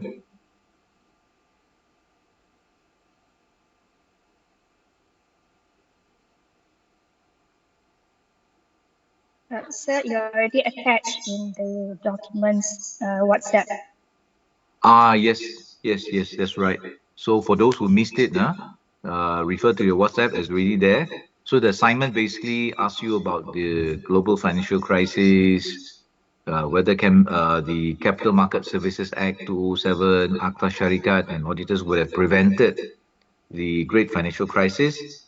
And then would it also prevent accounting scandals? We have discussed about Transmile. You saw that video presentation. Whether you have to prevent the global financial crisis. We saw the explanation of what happened. Basically, because interest rate are too low, so people borrow money to speculate on properties, and then the banks got greedy and started to lend a lot of money to people who don't qualify to buy houses on the belief that house prices will never come down. Yeah, so that lead to a housing bubble in US. Price went through the sky and a lot of people got rich. Bankers get rich also because they earn bonus by making out loans. The brokers, the bank officers and all that. So they created fake or palsu punya loan documents where they will sign off that these people got jobs and have healthy financials. This data are false lah. But auditors, if they have audited it, could have found it out. The bank's auditors should have blown the whistle, but nobody did because everybody happily making money. Right? The authorities were sleeping on a job. The Securities Commission, the Federal Reserve Bank in US, they were all sleeping on a job. The politicians very happily went along with it because when everybody is happy making money, politicians normally do well lah. So all these things happily going along. So when the banks run out of capital to make new loans, they package up all these mortgages in their books under special purpose vehicles, and then they offload this, they sell it off to the third parties like pension funds and other investment bank. So because interest rates are so low, these investment banks or investors can actually borrow cheaply from somewhere else, say at 2-3%, and then buy this special purpose vehicle mortgage they call CMO, collateralized mortgage obligations investments, and they make good money lah because they borrow it too and they get the return of allegedly can get 6%, from these financial derivatives that are sold to them by the banks. So everybody's happy. Now things turn bad when interest rates start to increase in the about 2004-5, So when interest rate increase, property prices come down, the property bubble bursts. So when it bursts, people who got these houses basically just leave the houses. They just leave the key in the house and walk off. So in US, when the lender walk away, the bank can only take the house. In Malaysia, different. In Malaysia, if you don't pay your housing loan, okay, they will foreclose on you. They take your house, okay, and if the house tak cukup, they come after you. The bank will come after you personally for personal bankruptcy lah if you sign a personal guarantee. But in US, under US regulations at that time, the owner of the house who bought the house, basically they will just cabut lah. They just leave the key in the door and say, you take the house, I don't want. So this bursting of the bubble caused a lot of investment bank to collapse, Lehman Brothers and all. So the financial crisis was very bad in 2008 September when Lehman Brothers, a very big investment bank, collapsed. So when that bank collapsed, is a contagion effect. It affected all the banks because the banks don't know who to trust. They don't know whether in their books, in each other books, whether they got this kind of products in their balance sheet or not. So there was a great financial crisis spread throughout the whole world because of this problem. So at the time, the US government, they print money. That's why you got QE1, QE2. They print money to help to stabilize the problem. So, and then because of the printing of money, it triggered inflation, inflation, which is happening now lah. So the 2008 great financial crisis is still being felt now, after so many years. So this great financial crisis, then we saw Bernie Madoff just now. So Bernie Madoff is a one-man Ponzi scheme, one man, one very famous, renowned man, everybody respect. Never thought he would do such a thing, but he did. But this thing can be easily solved if regulators have checked his books, proper auditors have checked his books, but investors themselves should have done the job. The investors should have asked for audited accounts and look at who is the auditor and then go and check out on the auditors. But nobody did because, friends tend to depend on friends and relatives tend to depend on relatives. So if your relative or your best friend tell you that this is a good investment, you will just put money there without asking question. So I think lesson to be learned is that you must be independent in thinking and be more critical and don't take things for granted and go and check. Check who is the auditor. That's all you need to do in Bernie Madoff case. You would have saved yourself a lot of money for those who lost money. And also think of if it's too good to be true, if the return is giving you very good return, you must ask, how is it possible that Bernie Madoff fund can give you 8% every year? Every year is 8 to 9%. Even bad year, very bad year, market collapse also give you 8-9%. So a sensible person would start to ask question and do some own audit work, go and check back and see whether what is reported, is consistent with what is reported in the media.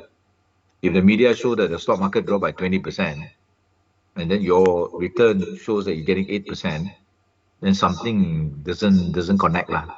So again, you have to understand the business. Yeah. So the other part of the question asks you about Transmile, Mega Media, and a few more. We will look at Mega Media later lah. So you should be, and also Geneva Gold scandal. So to tackle this question, you need to write a background of each of these scandal, yeah, which you can actually get from the internet. You Google, you find a lot of materials. You just do a background story of, I think to tackle this problem, first you do a background story of all these scandals. Then after that, how you think this kind of scandals could have been prevented. So like I mentioned just now, in Malaysia and globally, they are having this e-invoice thing. So if Bernie Madoff have to issue e-invoice to customers and things like that, maybe the fraud could have been discovered earlier. Yeah. Uh, Transmile, if they had to generate e-invoices, maybe it could have been caught earlier. I'm not saying that you cannot prevent 100%, but there'll be a better chance of it being caught. Then they can leverage on artificial intelligence with the softwares and things like that. They can detect fraudulent activities. Number three, whistleblower. Enhance the whistleblowing regulations so that the authorities will get to know about it earlier. But in fact, in Bernie Madoff, there was one whistleblower called Marco Polo. His name is Marco Polo.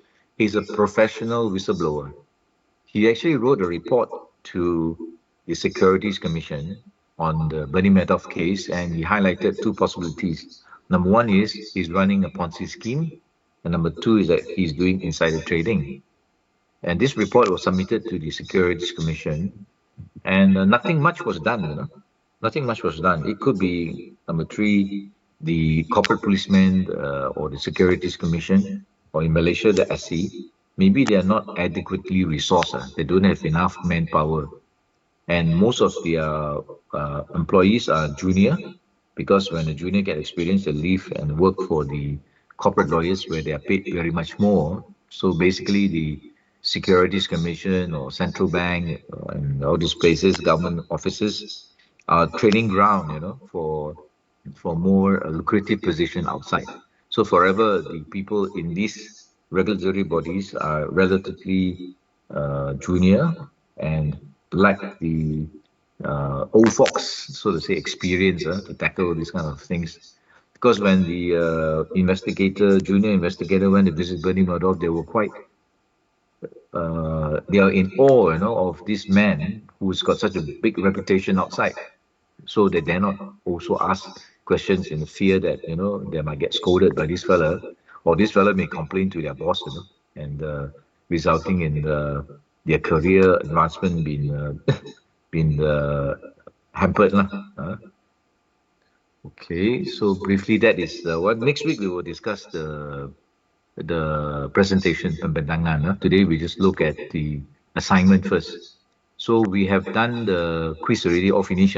So you should be sending in your answer to me, to this auditing class at gmail.com in your Microsoft Words. Don't PDF it. Put your name at the top and your student number at the top.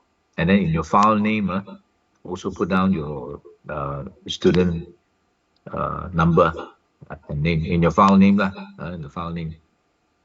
Okay, let's look at the how to tackle the assignment now. Sir, before that. Yes. Yeah. Okay, I do have a question because I got theory regarding this. Sorry, because I got confused a bit. Yeah, sure. Go ahead. So based on my understanding, we have to send one assignment report and one presentation, right? Okay, the quiz pembentangan that was done last week lah. This week we finished the second part. That is worth 20 marks, right? That's called quiz. So that one no problem.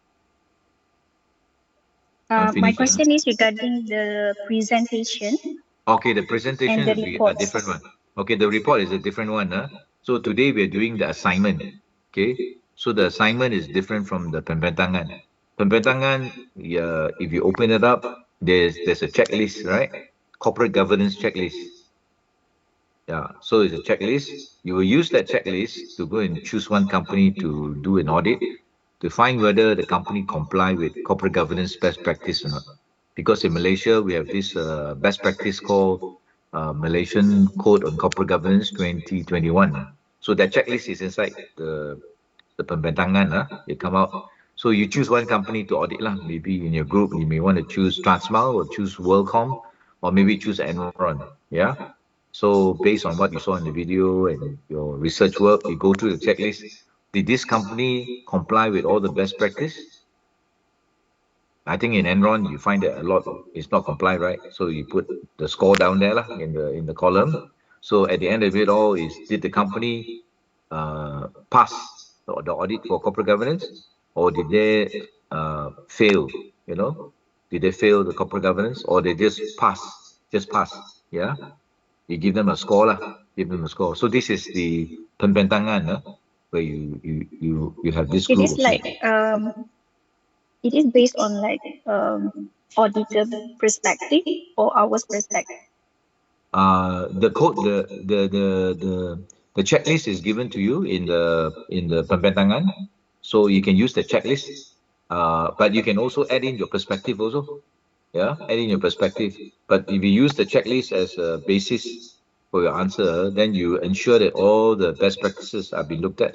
So for pembentangan, the corporate governance, there are three principles of corporate governance. Is number one, effective board and balanced board. Okay, number two is effective risk management and audit, and the third principle is reliable corporate disclosure and also meaningful discussion with the stakeholders. There are three basic principles, and each basic principle has got best practices, which is in the checklist lah. So you can use that as a basis, but you can also use a bit of your own perspective as well lah. Which company you want to choose is up to you. I suggest maybe Enron, because we've already done some work on Enron. WorldCom also already did some work. But last year, for some reason, a lot of the students choose the Transmile. Transmile, maybe it's easier to write. So there's no right or wrong answer. It's your perspective.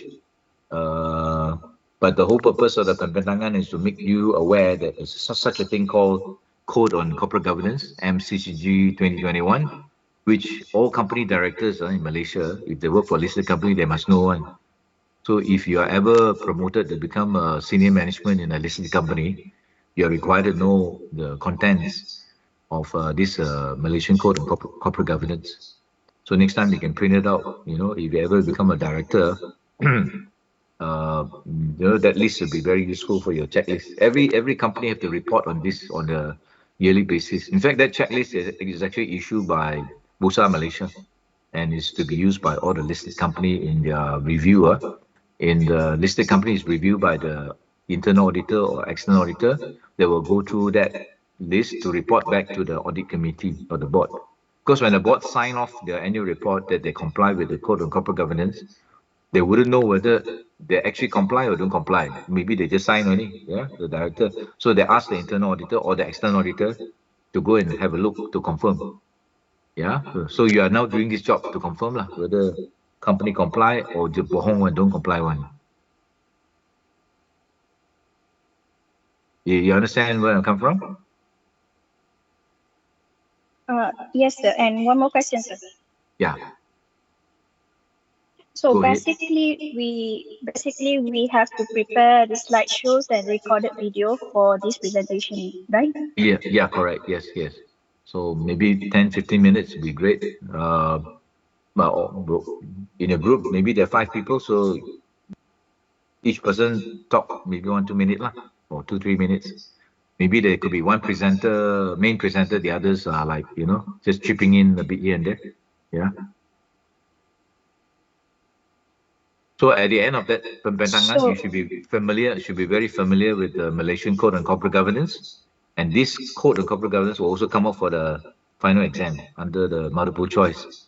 So you should know this code that's already inside the words that I sent to you, the file, yeah. Yeah, print it out may be easier to see lah. Then from there you get a better picture. So if you prepare for that one, you're also preparing for the exam. Okay, sir. So pembentangan involve only one assignment lah. Yes, correct. One. It's 10 marks. It's worth 10 marks. Yeah. 10 marks. So you form your group. Maybe you got a group for this? Same group with your assignment? yes, sir. Yes. Yeah, okay, good. So I think as far as possible, have it as the same group, then easier to track lah. If you have different group, then very susah to track, right? So have the same group, your assignment group, maybe you have the same group also for your pembentangan lah. Pembentangan is 10 marks. Assignment is 20 marks. The quiz is 20 marks. So if we do okay for all the 5, we are already halfway there lah. The next last two classes, we will be going through the exam questions to give you a better preparation for exam. Yeah. So for this class and the next class, we will try to settle and finish off the assignment and the pembentangan. Yeah. And then the last two classes, we will revise to prepare for the exam.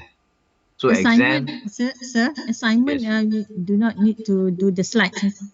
Is it? Assignment, Only no the need. report. You do assignment. You don't have to do any presentation. Just to report. So in your report, you put down the name of your participant with the student number on the top. The name 1, 2, 3, 4, 5 people, and then when you send in, your answers. In your file name there, you indicate what group lah, group A or B or C or whatever. So that's why if you start to post on your WhatsApp what group you are in, the group A and who are the members, group B, who are the members, get yourself organized. So I know group A, B, C, and whatever. I know who they are. Yeah. Then you send the answers in Microsoft Word to auditingclass@gmail.com. When you're finished lah with that. And then for your pembentangan, the one is a big file, I think. So you will probably need to share a file with me somewhere lah, in the cloud. I think some people use Microsoft Team and then they record it. Also possible, where all the 5 can appear and then you do a file sharing. I leave it up to you lah on how good your production knowledge is in the video.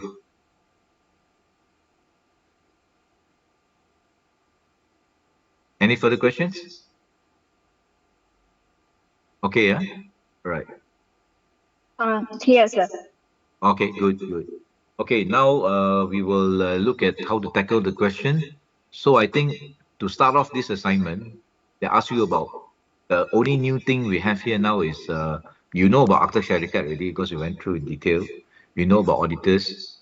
Yeah. The only thing we have not done so far is what is Capital Market Service Act 2007. So I suggest for this assignment, you describe briefly what is Capital Market Service Act 2007. All right. This act is even tougher than Companies Act.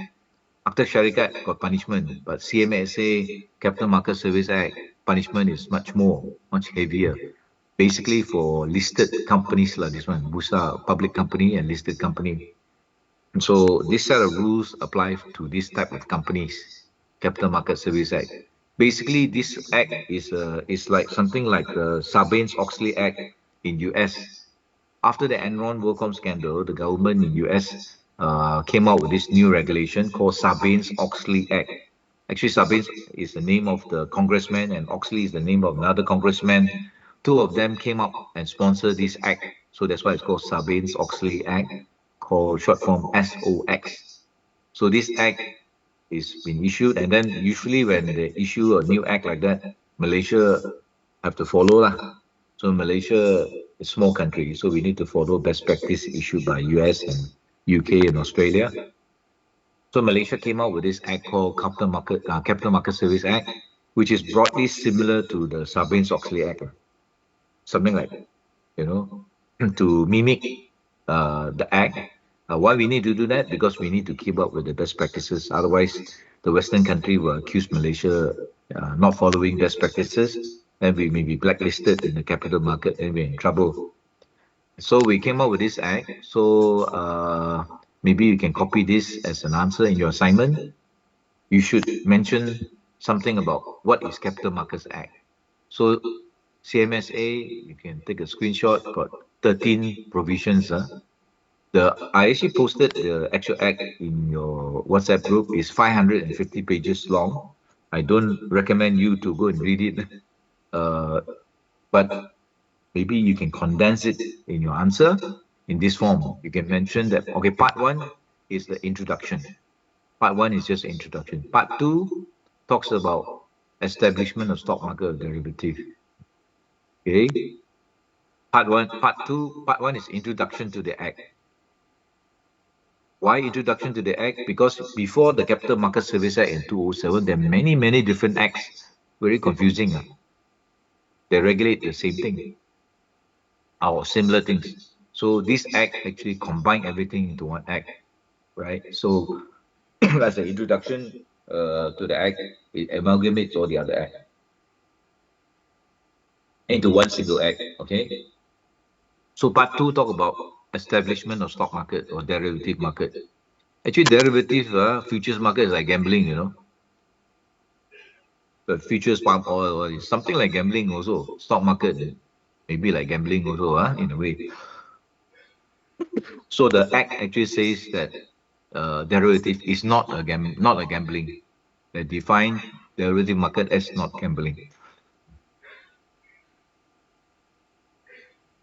So they call it approved stock exchange. Requirement for capital market service license.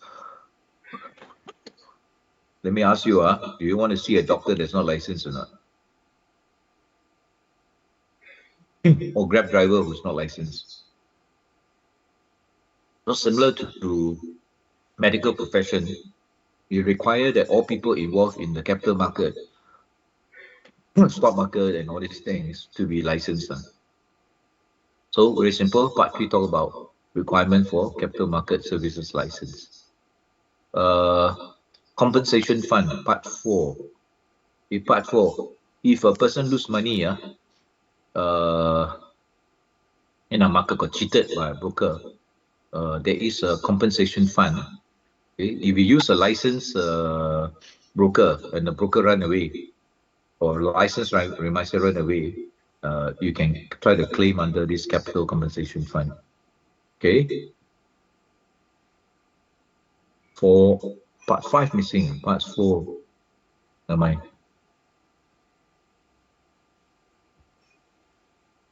You can find out what part 5 is. Part 6,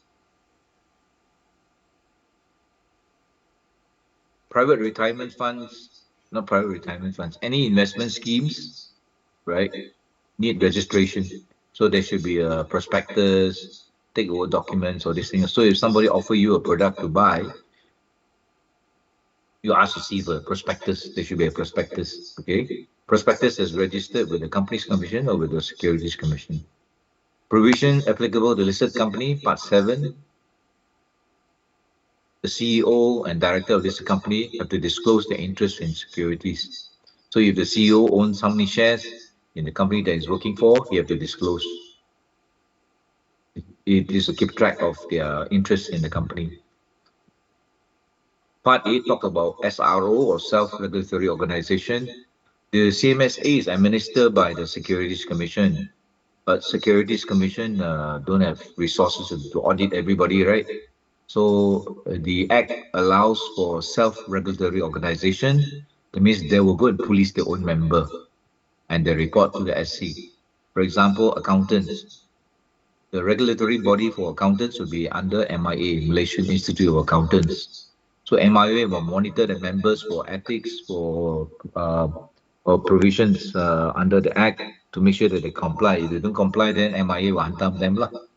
Now, if MIA don't do the job, then SC will take back this power. Then you have brokers, listed company, brokers, reminds you all will be under Bursa Malaysia. Bursa Malaysia will monitor them, the members. the MICEs. Then you have valuers, you have investment advisor, lawyers. Lawyers is bar counsel. So bar counsel would be the SRO, self-regulatory organization. So self-regulatory organization reduce the workload for the Securities Commission.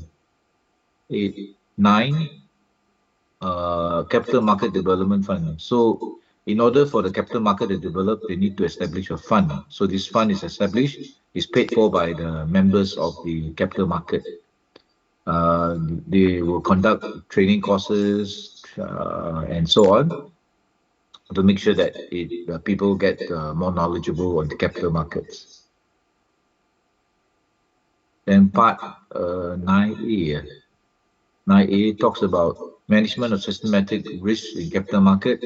For example, if there's a bomb attack on the parliament or someplace, and there's a widespread panic, for example, panic in the market, the Securities Commission or Bursa Malaysia can step in to suspend trading in the market until there's more stability. So this is to manage the systematic risk in the capital market. So they have a power to suspend trading in the market until more information is known. It can be political, social, or economic factors that affect the market, systematic risk. So, for example, when the US was under attack in the Twin Tower affair in the year 2000, I think, the New York Stock Exchange was suspended for 1 week, pending more information. Part 10 talk about disclosure information. The Securities Commission can ask for information from anybody in the capital markets industry, and they're supposed to give the information to the Securities Commission. Administrative and civil action. Normally under this act, criminal action will be taken if you breach any of the provision, but the Securities Commission have the power to take compound, okay, or do some settlement outside of the court. For example, like Stanley Tai, just now we saw he was arrested for Securities Commission. He may work out a deal with the Securities Commission where, okay, I pay a compound $1 million, you drop the case against me, I don't admit whether I'm wrong or right, and we close the matter. Okay, so this is like a compound. Traffic offense, you can either get compounded, you pay the thing, and then walk away, no problem, or the police say this is a non-compoundable offense. You go and overtake and shoot through red light, non-compoundable, or using handphone, non-compoundable. You have to go to court, right? So, but the SC has a power to issue a compound. There's a very, very interesting case that we will do later, where there was a compound being issued, but it was against the recommendation of the Securities Commission. The SC wanted to take criminal action against the CEO of a company that indulged in creative accounting, quite a big amount, a few hundred million. So the SC going to take action in the court. But the Attorney General, because all the criminal action have been cleared by the AG before can proceed. But the Attorney General override the SC and say that, no, in this case, I don't allow the criminal action to take place. I want you to give a compound only, a compound for 1 million ringgit. So the SC have to issue compound instead of taking legal action. So at the end of the day, the chairman of the Securities Commission resigned because malu lah, lose face in this case. We'll do a case study on this one next week. Part 12, prohibition to use certain titles. You cannot call yourself a stock exchange if you're not really a registered stock exchange, for example. You cannot call yourself a licensed advisor when you're not, right? In fact, you cannot call yourself an accountant unless you are registered as an accountant under the MIA.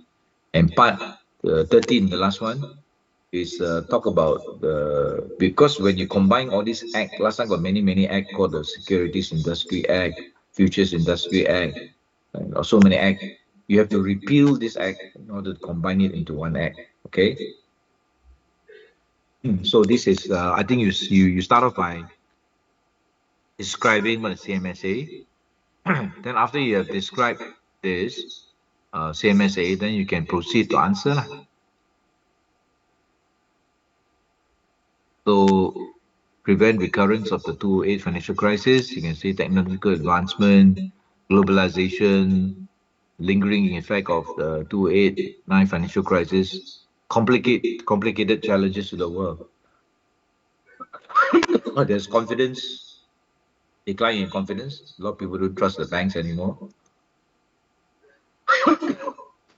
So the global financial system was shaken by the crisis of 2008, and several economies are still dealing with the effects today.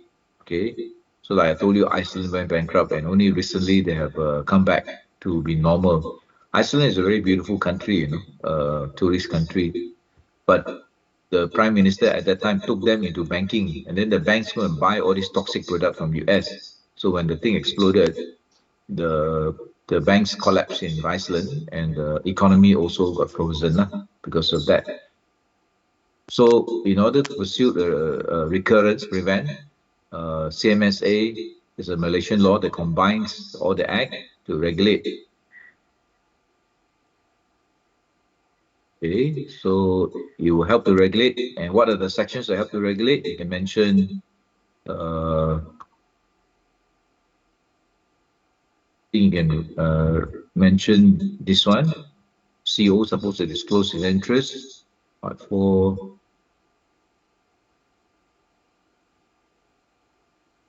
Disclosure information. You can talk about punishment, yeah. But this is only a skeleton. So you can start off your assignment by describing in very brief terms what is the CMSA.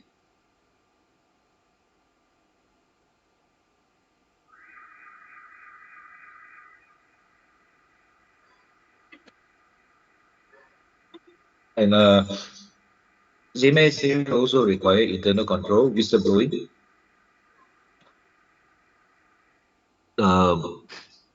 Companies Act also require whistleblowing, internal control, and auditors to whistleblow. So you pick up all the provisions in the Act that can prevent the recurrence of whistleblowing. On top of that, your answer also can mention the e-invoice, artificial intelligence, Sharia banking. If they've done that, then they won't have this problem of derivatives. This part on derivatives. So this derivative is something very complicated. A lot of people don't understand, and then if we don't understand, there's the scope for disaster is much higher. Yeah.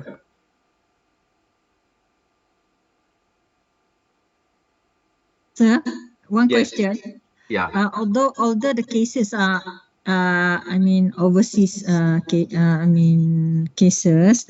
Yes. So the prevention we can use our that means macam e-invoice is in Malaysia, not in overseas. So you'd be surprised, even Africa country also started to introduce e-invoicing already. Starting to, yeah. Starting to. Maybe How Singapore about not yet. US? How about US and other European countries? European countries started, Africa countries started. Now US terrible. Now US will tell you to do it, but they don't do it. This is one country they tell you you do it, but they themselves don't do it. So that is hypocritical, US in a way. They always say you do as I do, but don't do what I do lah.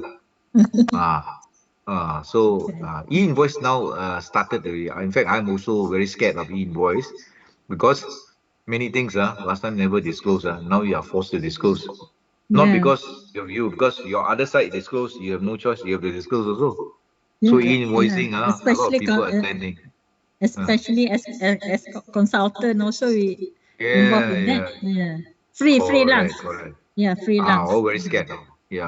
This is worse than GST. Worse than GST.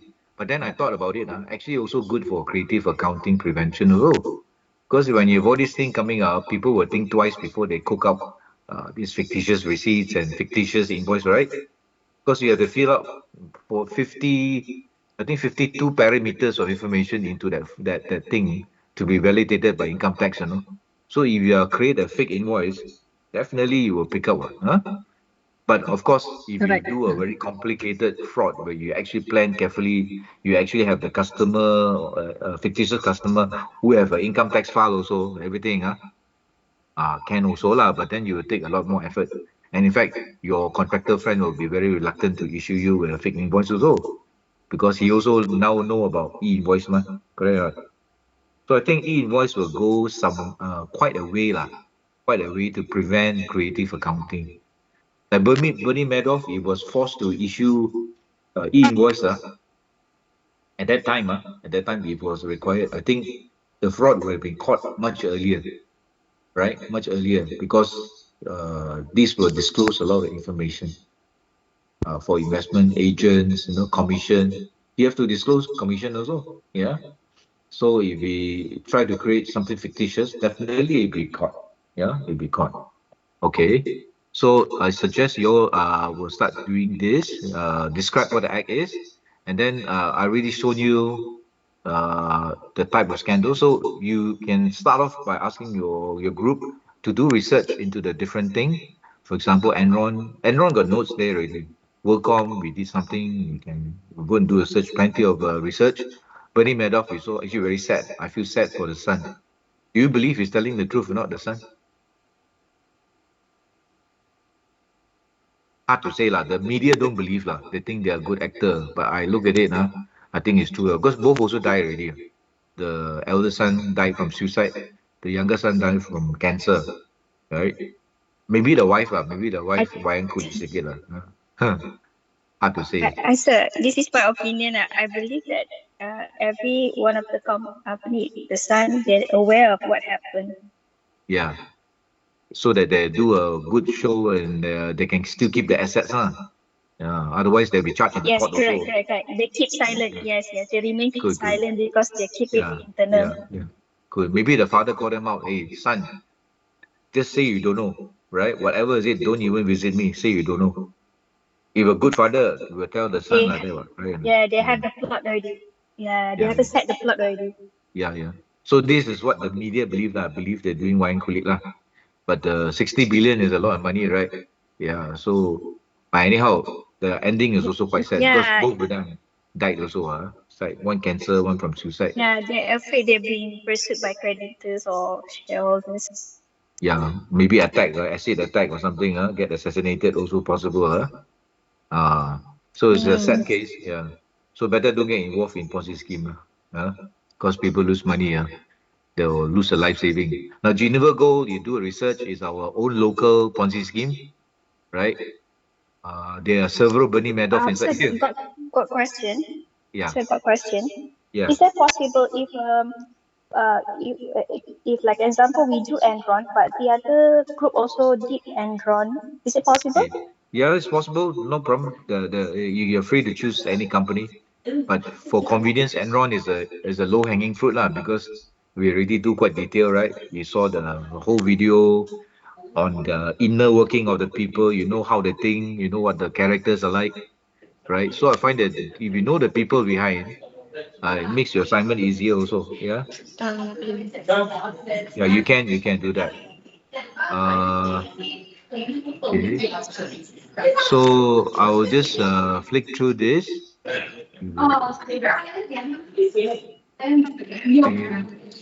Okay, this person, just very short before we finish. This person, this student do a table form also can. Yeah, this table form, yeah. I will replay the video again so you can actually see this again later next week in your own time. So this one is also very good. He did it in a table form. Table form easier to see lah. Then after you have done the table form, then only you discuss the preventive measure. See, this guy talk about whistleblowing, fraud and ethics policy, signing authorities, fraud risk assessment framework.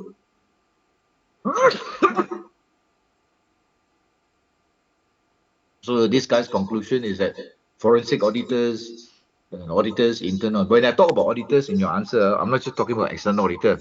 You can talk about internal auditor, external auditor, even auditor general can come into the picture in your assignment.